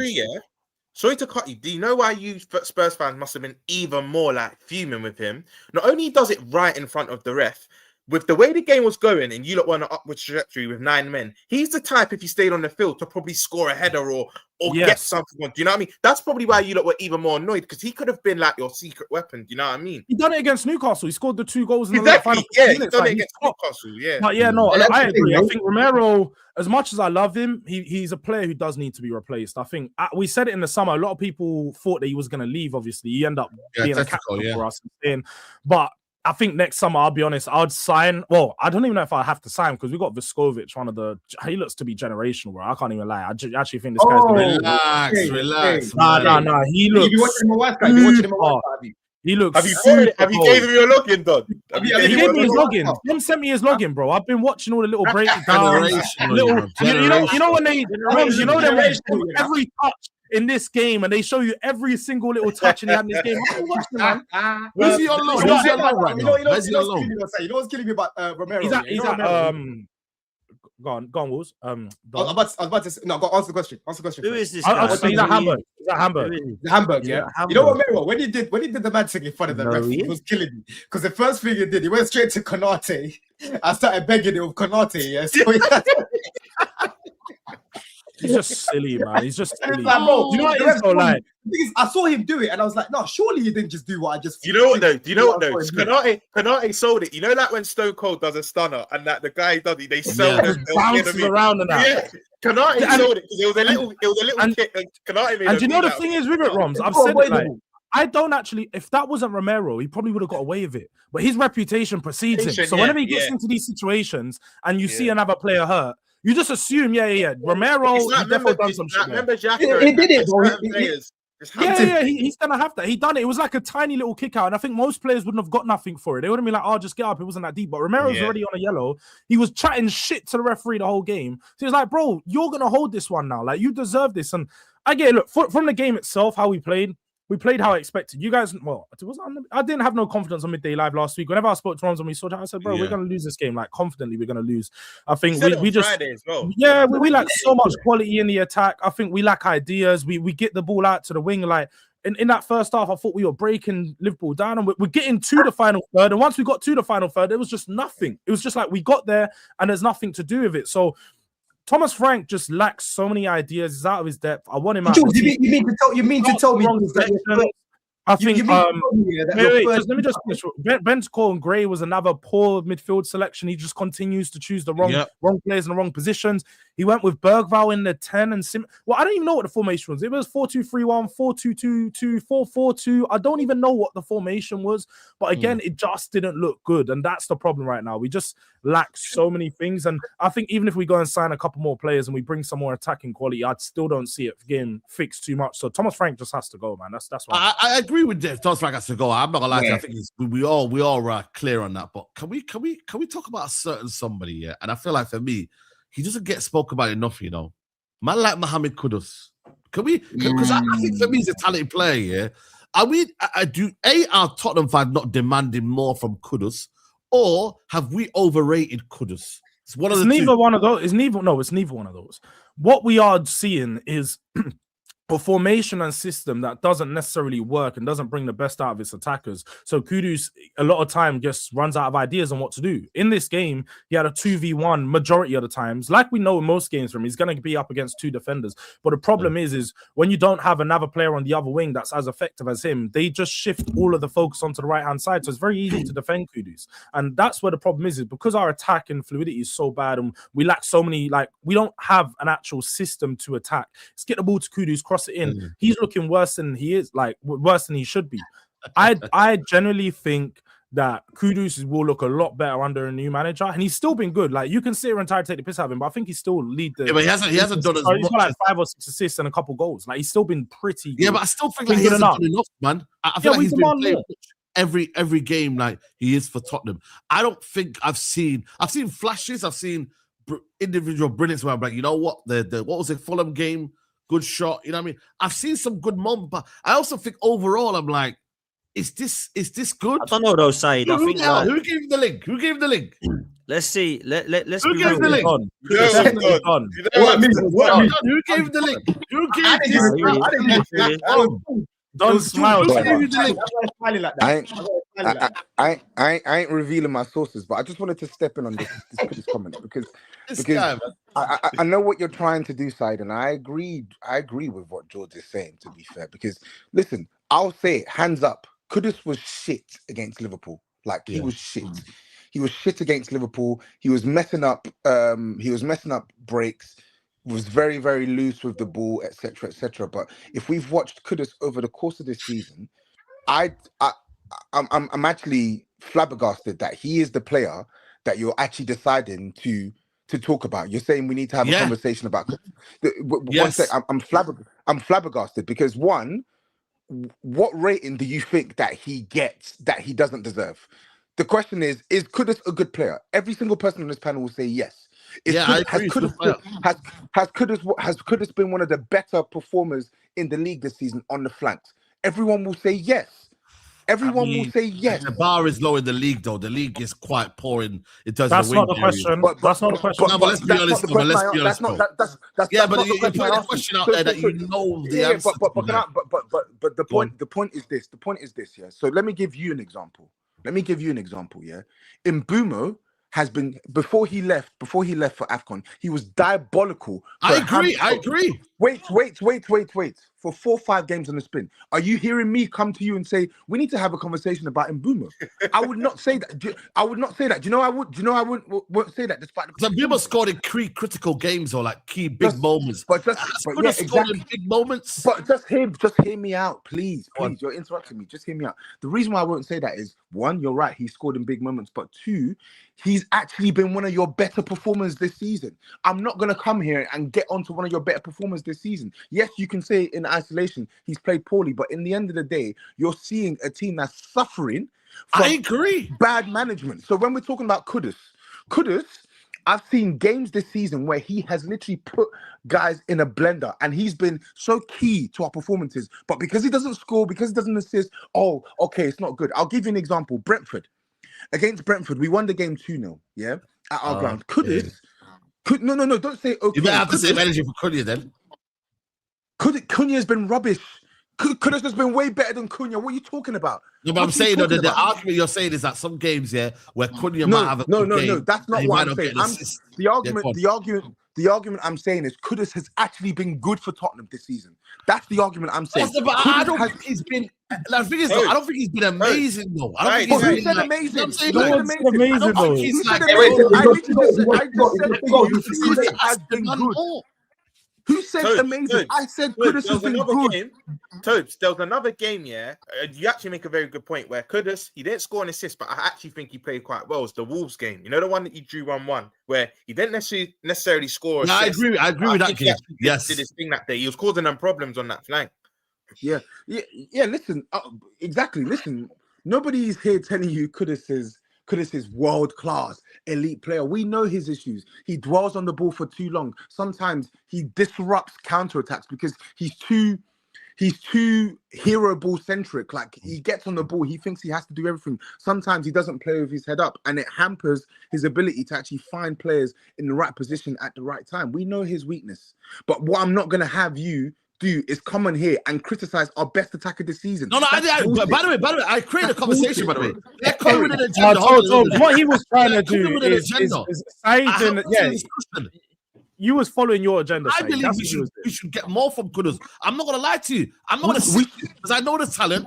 I believe there should be more from Kudus. I don't see it. I'll be real. Yeah. I'll be real. We should get more. We should get more from Kudus. But he still played well. One sec, Tobes, right? I actually feel, like Kudus has done exactly what I thought he'd do at Tottenham. I got to be real. I don't think he's been that bad. Like, you look at 2 goals and 5 assists in a team that looks absolutely dusted right now. I think he's doing similar to what he was doing at West Ham. Let's just say how it is. He had good games at West Ham and then he disappeared. And they had more good games at West Ham. So I don't think that Kudus has actually been that bad. But you're lying when you're saying he disappeared. Last season he was dog shit for West Ham. Rubbish, yeah. He was rubbish. This season, you're looking at 2 goals, 5 assists. I'm talking about performances. Even his numbers aren't even that bad. I think he's top 3, top 4 most assists this season. So yes, okay, cool. He's not a strong goal scorer. We knew that before we signed him. But what did Tottenham need on that right-hand side? We needed a player who could actually take the game to the opposition, dribble, and create chances. And that's what he's done for Tottenham this season. I think he gave us what we needed. And wait, just to say on the expectation, is because I think a lot of people seem to forget that when we signed him, one of the biggest things and why we were so excited was because we'd seen what Thomas Frank had done with some attacking players previously at Brentford. So we was of the thought of, he can bring together Kudus' game and just make him a bit sharper in the final third. Because let's be real, when Thomas into summer, all we spoke about was how good of a coach Thomas Frank was. We expected to see Thomas Frank do some of this coaching with some of the players we've had. We haven't seen it. He looks out of his depth. So yes, Kudus hasn't gone on leaps and bounds, but that's on the fact of the manager's not done anything to allow him to do that. He's looked poor. So that's what I'm getting at. Bro, exactly. Well said, George. He's gone from a same situation that he was at West Ham to a similar situation at Spurs, and that's what where. But if I'm going to ask you, Togs and George, both of you, I think I've asked this before, George. Do you lot not want to change it and see him down the middle at least. Try something That's what I different. was gonna say as well. No. The reason, maybe George can give his opinion, but my opinion is we can't lose what he gives us on the right hand side because nobody in the team gives us what he gives us on the flanks. The fact that having a cheat code, like, can you play? Look at the way we play football. The way we play football is diabolical. The way we even move the ball from defense into defense to attack is terrible under this manager. The majority of games we played this season, our method of attack is literally Porro getting on the ball and launching grenades into Kudus or Muani or Richarlison. Try and control this with your head, bro. Kudus will bring the ball down on a six. He will bring the ball down on a sixpence with 3-4 players around him on his back, and he'll somehow wriggle out the pressure and find a way to drive at the opposition. We can't lose that skill because, unfortunately for us, that's probably the only consistent thing we've had in the attack all season. Yeah, but Tony, I hear it. Listen, I get what you're saying. Outlet. He's the consistent outlet. Before you come in, Saeed, just one last point. I get what you're saying about the right-hand side. He's your best winger in your team, right? But most of the time, bro, this dribbling, it leads to nothing, right? So when you rather have him down the middle where he's a little bit closer to goal and be a bigger threat as well, because when I watch him, when you say down the middle, do you mean that's a system issue, Don? That's a system. Down the middle, playing like a 10, Jules, in the 10. But he, we have. You know what it is, Don? I'll be honest. I would agree, but we have too many away from Xavi Simons. You got Kulu and Madison who are going to come back into those positions. Why are we going to? For now, dude, I'm talking about for now. But then why now? But then we don't have any wingers that can bring what he brings on the wing. Whereas we got play little Brennan Johnson on that side. No. We can't play Brennan Johnson because that is literally playing with 10 men. That's playing with 10 men, and you know it. That's literally playing with 10 men. No. Why am I laughing? It's the truth. When you play him on a football pitch, it's playing with 10 men. You can't rage bait. You can't bait with Brennan Johnson shit, man. This is allowed. Let's move on to Man United. Because obviously it's the first time I've been cooked on the midday live. You know what I mean? Obviously, we've had a couple of situations where we've had played on a Monday night, and you man haven't got my, you know what I'm saying, cooking and that. But I'm not gonna lie, I don't think it's a game for United to get cooked on though. Still, what do you reckon, guys? What? Like, it was two individual brilliances. Oh, you lost. Like, I don't think you get how midday live works. You lost, you get cooked. There's no because this is what I saw. And no, do you know what's funny, Roms? I didn't like because the whole time I was watching the Tottenham game, I heard Gary Neville just chatting rubbish, just bare rubbish about my club. For him to do his podcast after the Man United game, he said, "You know what? Yeah, I can take positives from that." He said this last time when they took points. They can always take positives when they lose. These men take positives from you know what it is? It doesn't matter if it's individual. You know what it is? They played better in this defeat, but the bar's still low. It's because they're just dead. Do you know what I mean? They did play better in this defeat, but you're so dead that you take positives from losses. Let's have it right, yeah. No, I would never do that. If you've watched Aston Villa all season they've been saved by individual brilliance. They've been saved by cold goals. That's how they've been on this mad streak. They've been scoring goals like this for months. Like, they've just been doing this. So that's not an excuse. The point is, a little bit harsh. But when they have good quality players, you're going to be able to do that. Manchester United have consistently, again, look at your form right now. You're 2 wins in like 7, but people are talking about how it's turned around. It's because you've got draws. Your losses have now turned to draws. That's the only difference. But you're still like 2 wins in 7 or 8. Like, you guys are not good. You're still Lenny Yuro. What was that all about? Hey. Can we speak on that? Let's speak on that one. He's been stinking for time. He's been stinking for Let's speak on that one. Let's speak on that one because when it was Saeed, when it was time to talk on Odebear and Tell's garbage, this is that. How can you spend this money on this French player? But yet, this guy cost almost £60 million all in. I had to do the Googles yesterday. He was a franchise player, man. Does that look like a franchise player? He should be working. You're right. He looks like he should be working at McDonald's franchise. Yeah, you're right. So yeah, if that's what franchise player, he looks like he should be working at McDonald's. Yeah. That's how shit he's played for most of the season. But you unless you're doing a watch along, you brush it under the carpet. You don't want to talk about it. I don't. I've been calling it out for a while, but. Oh, you've been calling us. Why not ever heard you bring Why not heard you bring out of the firing line? Saeed, take him out of the firing line, bro. Because all I see we weekly, ain't got anyone else. We Bro, ain't got anyone else. all I see weekly from that guy is his braids moving side to side, getting spun side to side, bro. Right? He's not really getting into jewels. He's losing his jewels, right? Well, man, It just, I've you know, got to like- go. But happy Christmas and all that, bro. Happy Christmas, Big bro. up, Pop. You just doing all right. Yeah, John, Love it. He You know looked what like it. Hold on, before you come in, bro. Yeah, like I actually thought start of the season he had a good start to the season, Saeed, and then he got dropped by Emery, yeah. And then after that period when he's been like coming back into the team, he's looked a shadow of himself, bro. I agree. You know what I mean? He just looks so bad, like in build up on the ball, like defensively, bro. You know what I'm saying? Like every time Rodgers got the ball, it actually felt like something was gonna happen every time. You know, so And he's struggling. You know what as well? You know what his biggest This is struggle my as well? point, yeah. Like, Saeed, before you come in, Go Ramsey, on. his biggest struggle is in the wide spaces. He can't. I don't know what it is if it's a reading of the game, but he's almost got to play in the system as a right back here and a right side centre back, and he's struggling to kind of almost understand his role. Don't get me wrong; he has to do better, but there's a lot of space that he has to cover. And Saeed. again, right now he's struggling. He didn't get Suleimana. A lot of Yeah, his problems yeah. are there's a lot of space. Don, do you know what? Do you know what it's Defender. reminiscent of? Yeah. And I'm not making this a Chelsea thing, but you would agree because me and you spoke about this many times. He's reminding me of Colwell. You know, the minute he has to get stretched into wide areas, right? It's kind of like he doesn't know what to do. Because I'm sorry, that first goal, that is a schoolboy error. You know how devastating Rodgers is when he comes in. Just show him line. Just literally arguably jockey or show him line. You can't let him come inside. And this is also annoying, yeah. Amorim's going to get stick for the loss, deservedly so. But little individual errors like that have nothing to do with Amorim. That is just the basics. That's the basics. But then would you say though? Would you say also though the way that we defend as a back five, whatever back four, but we're still conceding goals. We're still again. Yesterday was individual brilliance. Like it was unbelievable. 2 strikes that you won't see ever again.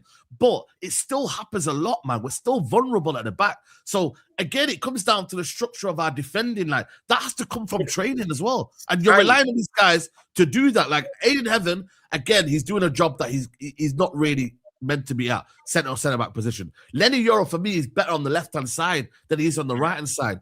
He's for me better in a 2 than he is in a 3. I know it sounds mad. Heaven had a decent game. If I'm going to he had a decent game, but really and truly, we're relying on these youngsters, isn't it? Look at Man City here, Kuzanov. The guy's barely in the Man City team. And I get it. I understand, that Diaz and them man are better, but he's not ready yet. I'm not saying Lenny Yuro's not ready, but I think sometimes you got to take him out of the firing line. Right now, we have to play him through this bad form, and that's the worry for me. We got Newcastle coming up next. A lot of teams coming up now that we have to play these players where now it's going to be damage limitation now. It's going to be literally lambs to the slaughter, bro. And that for me there, I am worried, man, because you are having to compensate the form of Lenny Yuro because there's not options, man. Don't you feel like when you say you need to play him in sport, I feel like his whole Man United career has been that. It's just been forcing him to play himself. Exactly, let's be honest. Yeah. And Real Madrid that's would not have played him. Real Madrid would not have played him. Real Madrid would not have played in him. most clubs, he wouldn't have played for the first 6 months. Then he would have had a game or two. He's a centre back. I feel like young centre backs usually take years before they actually get proper game time. And he's just been forced to play in this Man United. And that's the thing. I feel like because of the lack of structure you have at the back, the lack of consistency of the players there, you've always got an injury. There's always someone coming in and out. He just hasn't been able to build that proper partnership with someone where he knows what to do. And I don't think he's a bad player. He's not a bad player at all. But he's just it's too early. That's the thing. It's too early. They overrated him, Jules. They overrated him, bro. I'll be real, man. Because a lot of people overrated him. Yeah, hey, you know what I thought of. You know even what when I was saying, like when I was Lenny Yuro, yeah. You know what I mean? Because when I did my local Y Scout and that, when I was watching Euro games and that, I didn't see this generational talent that man was talking about, bro. I saw a good young talent. I didn't see a generational talent. When he was signed, Don was sending in clips like, "Yo, look at this. He's fragile." Did he? I'm pretty sure he said hey, Jules, I meant it was in the chat. It was in the chat. I remember. It was in the old one. You remember? Yeah. Let me go back in this chat, yo. Go back. It's in the old midday live. The old midday live. It might be the old one, yeah. Hey, I wasn't overly sold with what I was watching. You know what I'm saying, bro? I wasn't overly. Yeah, you see, people, this is perfect. I've even got my notes. This is my notes from Y Scout, yeah? This is Euro. Wow. I've got Euro right here. Yeah? This is crazy. I've got Euro right here. Have you ever thought of getting your badges? Have you ever thought it's going into? I've never thought about it. Give me your Y Scout evaluation. Jules, you see right here? That's even tell right here. That's tell. Yeah. Euro, I literally said about Euro, I said one-on-one can dive in unnecessarily and finds himself ball watching at times. Positioning isn't always great. Yeah, and that's what you've been seeing a lot. I was seeing it a lot, bro, when I was watching his game. Yeah, I was seeing it a lot, Saeed. I'm telling you, bro. I was like, nah, this guy, I don't see the generation. When was this 2020? What did you? That was the summer before you signed him. So when I was watching his games for who did he come from again? Lille. I was watching the Lille games back. I was like, I don't see the generational in him, bro. I don't see it. I don't really see it, bro. You know, quickly, yeah, because I know we're going to move on to Chelsea, but we need to speak on Benjamin Sesko. And the reason why I say that, Saeed, yeah, is because look, Bruno coming off. What about Ugarte, bro? No, but that's low hanging fruit. You know he's dead. That's low hanging fruit. That's low hanging fruit. The reason I want to speak about Sesko, yeah, because look, Bruno obviously, unfortunately, come off with an injury. But the fact that even with Bruno, United hardly create chances for their strikers anyway. So when you get that chance, you have to bury it. I'm sorry. I know it's a good save, though. I think it's a good save. No, guys. But it's easier said than done. For me, he should lift it over Martinez or something. I know. But Martinez is a big guy, though, man. Donnarumma, you know, there's certain keepers that saved that. Alisson, Martinez. Yeah, they make themselves big. The guys that make themselves big, I'm telling you, they're the ones that save them ones. Not many other keepers save it. So Martinez, that's an expected save. But he had a bad game. I'm not gonna lie to you guys. I need more from Sesko. You know me, I'm not gonna crash on him because I'm gonna still give him time. But I do look like a hypocrite now because what I'm seeing in other strikers, and I'm looking at other strikers, I'm like, yo, I'm pointing at other people. I need to focus on my own striker, and he needs to start delivering. This is the thing, yeah. Like when you're looking at it right now, because I'll be real, I don't think Villa were great, but what changed the game for them, what won them the game, was the individual quality, right? Yeah. When you're looking at United right now, Bruno gone, yeah, no Mbeumo. Ahmad hasn't been good, but that's one less body who starts, right? Cunha is up and down. Even in the game, he was 1 minute good, 1 minute shit. Sesko is still trying to find his way. Where do you go from here, Saeed, bro? Because when I'm looking at your team right now, yeah, the options are going. It's dark, bro. I feel like you need to start building from the back. Like you need more quality at the back because your front line has quality. It just no Maguire. We got the same back line. We're in trouble, man. They're going to play Martinez a midfielder or two, man. And then I think if Newcastle don't win against Man United, they should sack Eddie Howe because this is probably their best opportunity now to get a little bit of momentum going. You know what I mean? And build that away from because United are vulnerable. Yes, we do have Cunha. Yes, we do have. But, bro, I'm not going to lie to you, bro. Newcastle, the best opportunity for them to get a big result because I'm not going to lie. I'm really, really worried about that game, bro, because they do have the individual quality to beat us. In that midfield, yeah, Tonali, Gomes, and Jolin and whoever they play, yeah, they're going to dominate at midfield because it's going to be Casemiro and Ugarte. No, it is the only thing side, though. Yeah, Boxing Day, you're the one game, innit? Yeah, the one, yeah, exactly. As good as they are, they're very fragile right now. I even tweeted we're going to go into the Chelsea game, but I even tweeted during the Chelsea game, if they go ahead, because I think they go ahead at Old Trafford, they'll probably start stronger, they'll give up the lead. They'll give up the lead. They'll just bottle the lead, bro. They've done it in, I think, like I look back their record in like the last 10 games. They've done it at least in 5 of their last 10 games. Yeah. They've gone up and then they've given away goals. That I don't think enough has been spoke about how poor Newcastle have been this year. And their fans, I know they're still high off the Carabao Cup win. They're still high off just being a part of the top 4. Like to them, to be in a Champions League conversation is mad. But the lack of like continued progression from Eddie Howe needs to be addressed, and I think he's reached their peak. They need to sack him, like, and I'm not sack him because he's doing a terrible job. But sometimes you don't sack a manager because they're being terrible. You sack a manager because he can't give you any more. I agree, and that's what it is with him. Like he's not going to get them. Let's even looking at this season where they are right now. They're probably not going to get top 4. They may get 5th if they're lucky, but they're not going to have a good Champions League. I don't agree with that. I think he's earned that time. The trophy that he's given them, yeah, I think he's earned the time. And I also think Newcastle might be that kind of club where the grass isn't always green on the other side. I think they've got something with Eddie Howe, man. Eddie Howe still will get them top 6, top 7. I think he'll still elevate them. George's point, I hear you, but George's point is, when it then becomes repetitive and they consistently get overachieving, though. You don't think it's overachieving? No. Not with this squad now. No, I think they could be doing a bit more. I think. Where do you think? What's a bit more? I said top 6. Yeah. Where do you think Newcastle should be finishing? They're 11th right now, though. They're about top 6. No, but this is what I don't get, and this is where fans like because for Tottenham, everyone looks at us as being a terrible season right now. Like, it's awful. We're dreadful. But you'll look at Newcastle and say, oh, no, they're all right. They're 1 point ahead of us. They've been dreadful. No, but I'm not saying that. I'm not saying that. And what I'm saying is, though, they have been overachieving, though, with Eddie Howe. They haven't the past 2 years, though. What do you mean? They had a good season last year. The season before that, they finished 7th or 8th. They finished 8th and then they went 5th. What should be the next step for Newcastle is what Saeed's asking you. Yeah, that's what I'm saying. That season ago, they got Champions League, yeah? They should now be finishing Champions League consistently. Yes, they're back in it, but does it look like they're going to get Champions League? Finish Champions League consistently, though. They're not meant to. No, they are. That's the whole point. Since you know what I'm agreeing with George. What are we doing here, though? No, but we can't be saying they have one of the best midfield up there with a good defense, a decent keeper in Pope, and a decent front line, and not having expectations for them. For me, I agree with George. I think he's brought them as far as year in, year out. I think top 6 is the minimum. Not to finish top 4, but like in and around top 6. Yeah, top 6 I think is fair, yeah. But I still think they are overachieving compared to what Liverpool, Man City, Arsenal, Chelsea, Man United, with all the firepower and all what we've got in that aspect. They have a better squad than you, man, though. But really and truly, I'm looking at their bench. I'm not gonna lie to you, not really. You might say that because the name of the players, but their squad is actually better than yours. They've got a good 11, no? They've got a good 11. They've got a good 11. Their squad's better than, like, I'd say it's better than one of the best 11. But I'm saying, yes, they have good squad building, but it doesn't mean that they now have to automatically finish in that top 4. They don't. So let me ask you this: if Eddie Howe doesn't get top 6, then do you think he has to get sacked? Then is it just top 6 for you? So if he underachieves the season, I mean, right? If he gets 7th or 8th, then I don't think it should be sacked. No. If he was to finish, George, if he was to finish 9th or 10th, then I could look at that and be like, you know what, that's regression.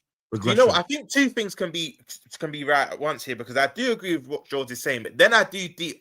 As you lot was speaking, I was thinking maybe he's a victim of his own success, because it's like, I agree. You're right. There are seasons he wasn't supposed to get 4th, but I think when it starts to become a regular thing, I don't mean consecutively, because correct me if I'm wrong, George, he's got top 4 twice in like the last 4 years. They get top 4 last year. I'm pretty sure they finished 5th, right? Oh yeah, because 5th was allowed. Yeah. They only had one top 4 finish. Then they finished 8th, and then he went back to 5th last year. Fair. Yeah. But my point is, I just feel like for them to kind of go to the next level, and I know they've lost players, obviously, or Isaac and Bruno. This could be his last season. I don't think he 100% will leave. I think Volmada I think that move to Bayern Munich is inevitable, maybe in the next 2-3 years, if he carries on this upward trajectory. But I just feel like you would kind of think to yourself, where is the next step? Because I think they could even get Champions League, maybe not this season, especially after the season started, but I think they could get it in future seasons. But then they might want to kick on again. Because remember, their owners have even come in and said, like our aspirations are to win. I know. Was it not 2028 was the Premier League? They were supposed to win the Premier League by 2028. Obviously, PSR and that is holding them. It has holding them. Man United apparently as well. But it's not like when City had it, where there was no restrictions. But let's talk about Chelsea. And Elanga has to go to the, before we finish. Elanga has to go to the signing. Bro, he's poor. Signing. Shocking. Better than Kudus, though, isn't it, Pete? Done. There was a moment in your game. Pete Davey on this show, he said he was better than Kudus when they're signing. Wait, who?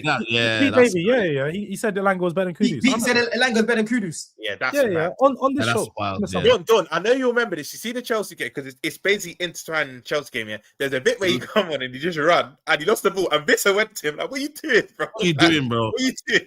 Bro. Honestly, man, man. Let's talk about Chelsea, man, because it was a game of 2 halves. You know what I'm saying? Big up. Man. It was a game of 2 halves for us, it? It was a game of 2 halves for us. Obviously, they had a lot of injuries, but they were still able to field a very good team. I was looking at Miley as someone that Garnacho should have been cooking. We'll talk about Garnacho in a sec, because he fucking stunk out the place. Shirley Carter. It's today Shirley, not Garnacho, bro. Right? But first half, bro, they were all over us, man. Like I said to you, man, the only way we're gonna, I wasn't even saying to Roms, because me and Roms was going Terry's on Friday, yeah. And I was saying, bro, like the way we're gonna lose this game is if we fail to fucking ride that wave like we always do. Yeah. I don't know what it is about St. James's Park, bro. Within 10 minutes, we always fucking concede there. Last season, Tonali 2 minutes in. This season, it was what? Like 3-4 minutes in. again from another avoidable mistake. Fofana on the ball. You know, I've been praising Fofana. There was even a Carabao Cup tie. I swear they scored mad early, like within the first 10 minutes. Bro. Like they always do that there. You know what I'm saying? So we failed to ride that wave. They pressed the hell out of us. Sanchez made an amazing save. Even for the first goal they scored, that save he made before they scored was mad. It's just a shame no one was there to clear it. You know what I'm saying, bro? Right? If it weren't for him, they go up at least 3 goals, bro. Vote to me, they missed it as well. But second half, we come out, get the goal really early, which was amazing. A world-class free kick from Reece. To get the second. To be fair, Ramsdale should be saving that, bro. Let's be honest, bro. His positioning wasn't great, but the ball came off. It came off the post, didn't it? It came off the post. It was right in the corner. Come on, man. Ramsdale. Listen, I think it was an amazing free kick, but Ramsdale's positioning wasn't great as well. I don't think it was. I agree. That's fair analysis. The top keeper saves that, basically. It was still a good free kick, but like a Donnarumma, Alisson, Araya, maybe not right. Not right. They would say that. But a top keeper saves that. Yeah, top keeper. He ain't getting his hand to that, bro. You know what I'm saying? But yeah, end of the day, it was good. It was good to come back into the game. And Sanchez again, bro, great assist for Pedro. I thought Pedro was actually good in this game, Saeed, man. Like the link-up play, the way he was running with the ball, the way he brought down the ball with his head, bro, and then to compose himself and finish was amazing. And that second half could have honestly gone either way. Like I was watching it like this, bro. I'm thinking, yo, come on, man. Game, man. It's probably the game of the week. Barnes had a chance. Barnes should have scored. Like, he just said that. It's difficult, man. It's difficult. It's on the volley. Hit the target at least. Hit the target at least. Harvey Barnes starts for Chelsea Football Club, right? Yes. And this is where I've got to put these sporting directors, because yes, Maresca made mistakes, and I questioned him, and I said, bro, to question him is fair, right? But you need to be fucking questioned why you thought it was a good idea to go buy Garnacho and Gittins when they're both fucking squad players, right? Why did you not go and get a starter? You said depth.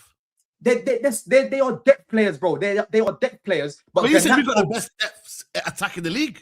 Yeah, I rate our depth. I rate Garnacho as a squad player, but I don't rate him as a starter, Saeed. I don't think he's a guy to be dependent on. That's what we're trying to say, though, Rob. Yeah, but that goes into the squad thing. No, Saeed. I've always said to you, man, Garnacho is a very good squad player. The problem now with Garnacho is he's obviously our starting winger, bro. He should not be starting games the way he has been for Chelsea. We should be seeing this guy against the likes of Newcastle coming off the bench, right? You're up against Lewis Miley and you had Joe Cole on commentary saying man's looking like Maldini, bro. Yeah. If we had Harvey Barnes starting for Chelsea against Miley gets cooked. You have Gordon starting for Chelsea right now against Miley. Though. He's not a right back. I like Miley, man. I like Miley. He's a good player, but I'm sorry, bro. Even the way I'm watching him defending at right back, you can see he's not a right back. Not a right back. I agree. Big up JB, you know JB, innit? Big up JB. JB tweeted saying the trial. JB tweeted saying Garnacho is the type of player you want to face when you're on trial. Because 1v1, it went viral. He is so bad 1v1, and it's a shame we had no Esteval fit, we had no Gittins in the team. I'm telling you, bro, Mudryk is better than these left wingers that we fucking signed, bro. He's better than both these left wingers that we've signed, bro. You know what I mean? We should have won that game. I don't know where he is. I don't know where he is, bro. But the chances that Garnacho had, the amount of times we give this guy the ball, and into every time he shoots, you know what I'm saying, bro? Like. It's annoying because I'm happy we didn't lose, but I'm still annoyed because the game was there. We could have won, right? Better quality. Semenyo in some of those positions where Garnacho was. We fucking score, bro. You know what I mean? We fucking score. Even Barnes scores. You know what I'm saying, bro? It's annoying, man. It's just annoying. It goes back to the conversations about the squad building. And it's definitely a point gain, though. It's definitely a point gain, though, for me. If I'm a neutral, definitely a point gain. Considering that you were 2-0 down. You get me? Yeah. I know you're looking at Man United lost the game this weekend. You know what I mean? So you're lucky, bro. You know what I mean? You're very lucky. You'll take the point, Saeed, bro. But listen, second half, let's be real. You were looking at it like, yo, Chelsea gonna nick it here. I agree.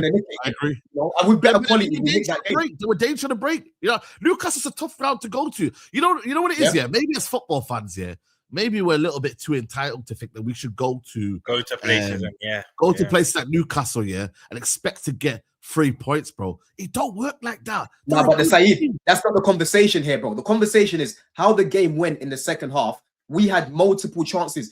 Neto on the other side, bro. How many attacks did he break down? That's what I'm saying. Even itself out. You had a bad half, you had a good half, and that was it.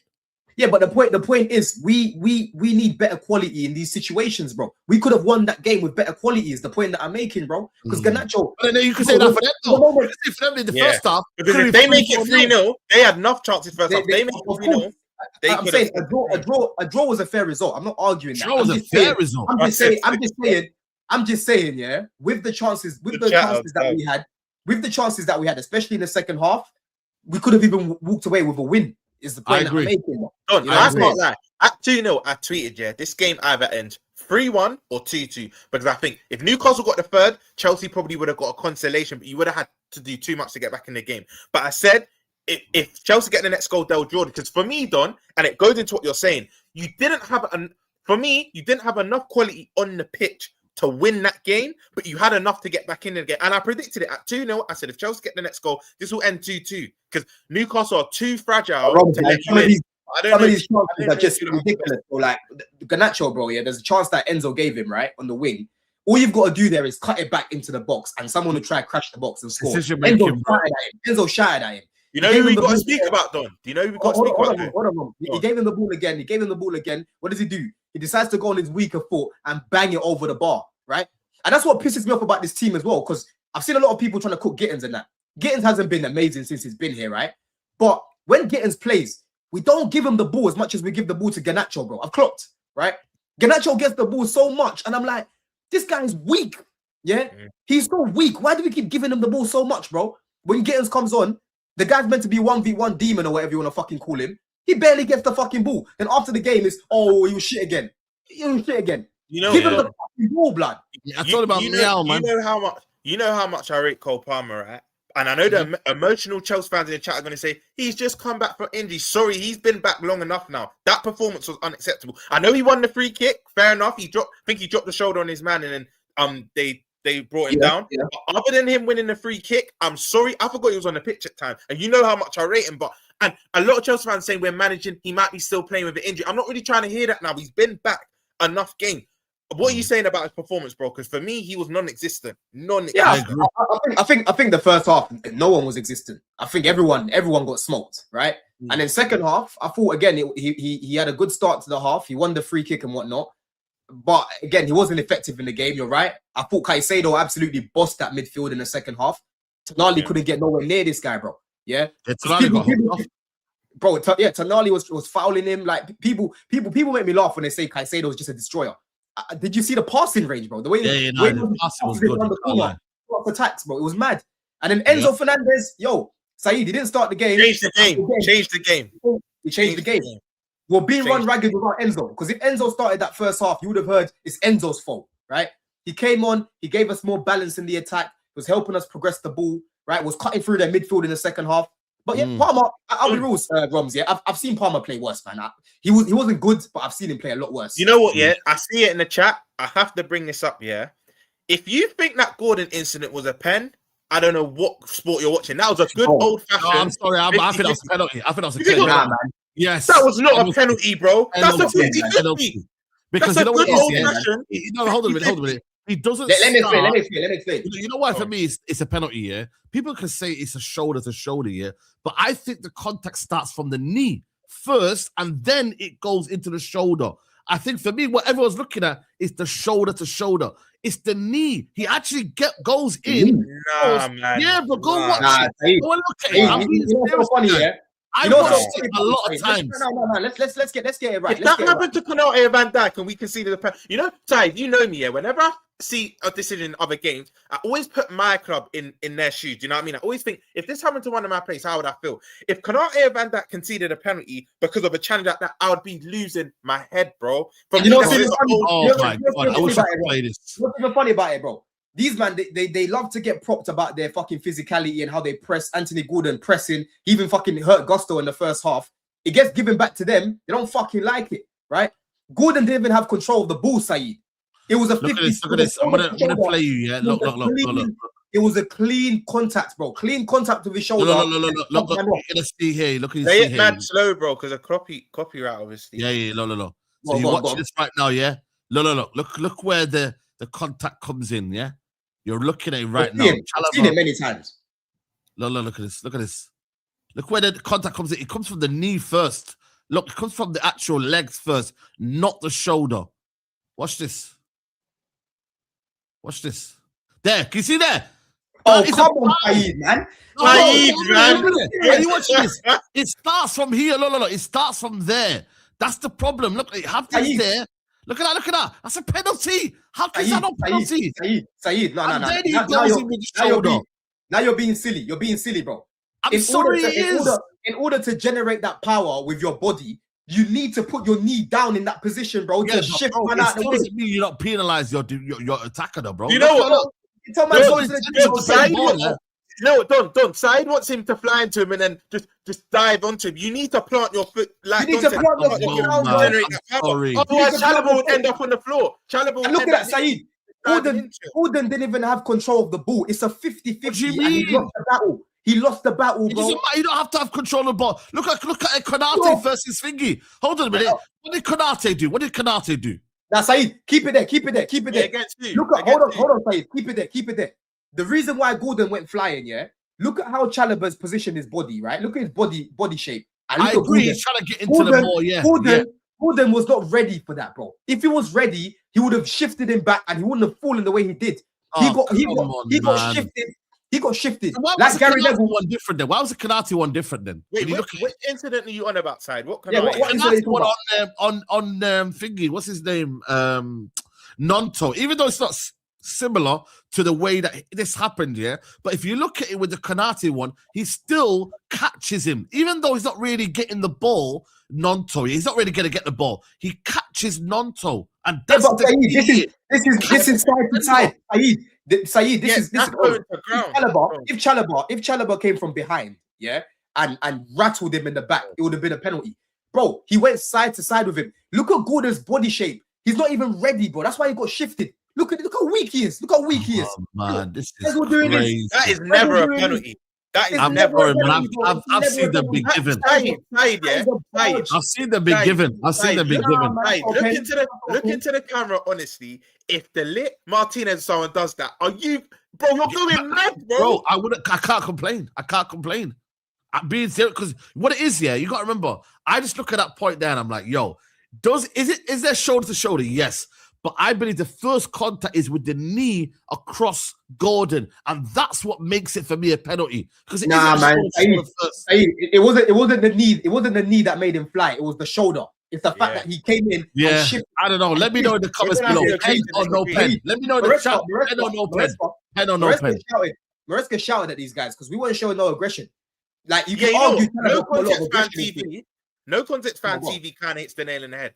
In my opinion, I would still argue it. I can see why people think it's a penalty, but for me, I just think it's too soft, in my opinion. It's a good old 50-50.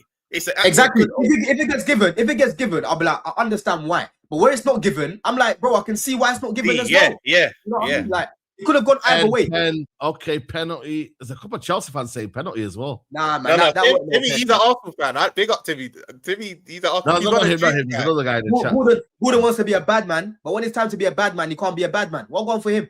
You wanted to injure Gakpo in the first half. And then you want to do this with Chalobah. You want to do that with Chalobah, bro. What's going on? You know what I'm saying? And no one's playing midweek, are they? Are you not playing midweek, innit? It's only Arsenal. We got 6 pointers.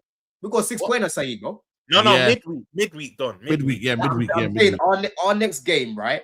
If Villa beat Chelsea at the Bridge, they'll be 10 points above us. We beat them, we're 3 points behind them. And also, if Arsenal beat them, that'll be 1 point behind. Yeah. That's crazy, Villa's next 2 games are Arsenal and Chelsea both away. Arsenal and Chelsea, yeah. Chelsea and Arsenal. If they lose both of them, yeah, then Chelsea could be 1 point behind them. Can we quickly? I know we spoke on Villa, but this is for me. This is when I say, yeah, I still think the top 4 will be Arsenal, not in order, but Arsenal, City, Liverpool, Chelsea. Because for me, I think Villa win Europa League. So Europa League and 5th or 6th, it's still a good season for them. Trophy and Champions League football. But if you look at Emery's resume, he always does this where he'll get a good nice run, a purple pack, then he'll start losing. He's not a great league manager. He won the league with a PSG team that we could have managed and won. I just feel like you're now going to see Villa's league form take a bit of a. I can see them losing both them games. I think Arsenal are due a win because Villa go. Then again, Emery has Arteta's number. You know what? It's going to be interesting. It's going to be interesting. But Arsenal are due a win against Villa. I can't lie, bro. They're due a Last season at the Bridge when we played them, that was one of our best performances of the season, bro. And one thing about Enzo, he loves playing against Villa. Yeah, so boy, I'm expecting us to beat them. We had Lavia. I think Lavia started last season, yeah, at the Bridge, but Reece probably. We need to beat them, man. Man United will finish. When do you reckon Man United will finish, guys? Hey, boy. I'm down. Right now, I don't agree with that. I agree with that. 7th or 8th. Oh man, come on, man. No. Hey, Zambia about to kick off. Saeed, let's wrap up. Oh, it's Zambia. Oh, you're Zambian, innit? Oh, yeah, bro. Innit? So who you playing? Who you playing? I don't even know, I'll be real people. Hold on. This brother here, yeah, said, yo, Zambia's playing, yeah. Hold on, I'm asking, yeah, who's playing? Who are you playing, bro? We're playing Mali. Mali, yeah. Who Mali got? Who Mali got, by the way? Who Mali got? Mali have I'm seeing Diaby. I don't know who that Diaby is. Fofana. They got that. Douglas. They got Sangare. Sangare. That's a different Sangare, bro. I was going to say, not the one from Forest. Yeah. Yeah, we've got Patson Daka. They got Balloon Boy. Yeah. Right. Is he playing? Yeah. No. He's not. He's injured. That's in next couple of years, man. Next year, man. You know what? I just catch this guy, bro. Actually, we've got Patson Daka and we've got Fashion Sakala. And we used to have that guy called Mwepu, bro. He had to retire because of his heart. He scored a banger at Anfield. I remember you on. Yeah, he used to play for Brighton. Bro. Proper player. Who you got? Passing Daka and who? Fashion Sakala up top. Fashion Sakala used to play for Rangers, innit? I remember. Yeah. He plays in Saudi now. Yeah. Let's just look at the table before we wrap up, man. This is how the table looks. Did you not see Morocco's basketball? Oh, the goal was cold, man. The goal was cold. I can't lie to you. That goal was sensational, man. But this is how the table looks, guys. Arsenal top of the table, 39 points. Man City, 37. Aston Villa, 36. Chelsea, 29. Liverpool, 29. Sunderland, 27. United on 26. Palace on 26. Brighton on 24. Everton, 24. Newcastle, obviously, players on Friday, 23. Brentford. And then look at the gap here, man. Tottenham. You know, if Fulham, if Forest, yeah, beat Fulham tonight, yeah, they could be 1 point or 2 points behind Tottenham, which is crazy. Mad. You know what? The table's starting to even. It's Christmas now. The table's starting to even itself out. You're gonna start seeing. Do you know what I mean? They're gonna start being gaps. Yeah, but this one here, this is where I'm like, yo, it might be over, for these two. I can't lie to you, man. Like it might be over, man. If Forest beat Fulham tonight, yeah, it might be over, man. The relegation zone.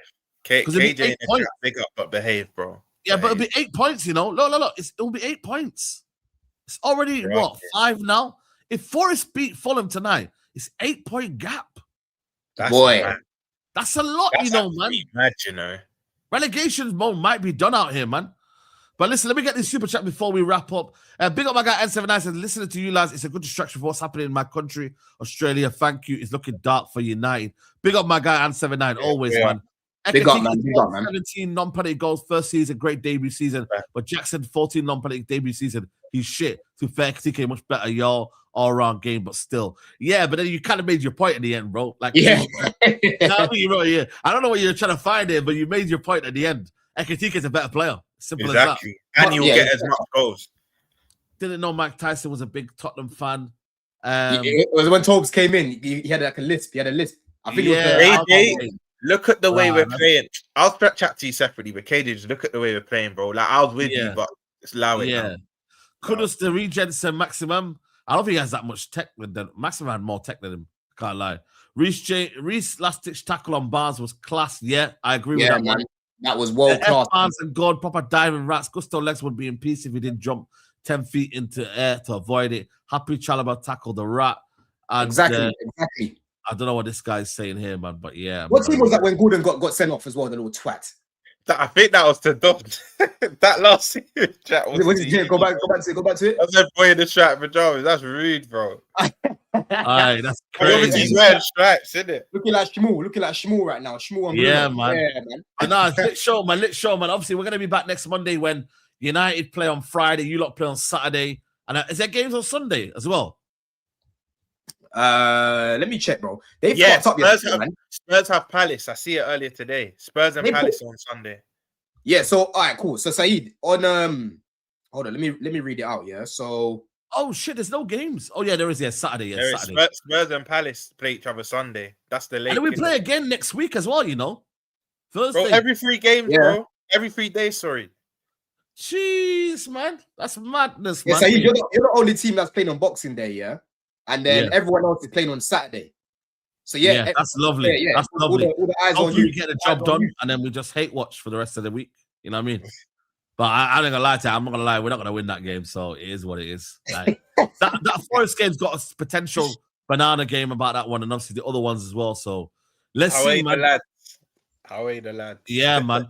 But you lot, man, have a good Christmas, man. I know you lot are celebrating Christmas, man. I wanna shout out to the Midday Live crew and the people that watch Midday Live, man. Like, we've been going stronger and stronger. We managed to keep the group together as well, which is rare. Yeah. You feel me? You know what I mean? Like, I'm part of Big Six here, and obviously I think Big Steve left and then Hugh came in, but it's always been the same crew, man. So big up you, Rums. Big up you, Don, man. LB, everyone that's in the Midday Live community, man. It's been a lit year again, man. Obviously, we got a couple still more shows to go, but Saeed, I always say as well, your community, bro, because I always say, if you see, Don always says, why is everyone laughing? It's because of one of you lot. Big up your community, man. You lot are funny as well. Because obviously, look, you're not all gonna like me. All of us, you're not all gonna like all of us. Of course, some of you are gonna like us, but no sweat off my back. But end of the day, I love doing the show, man. Big up you lot. Big up you lot. No, 100%.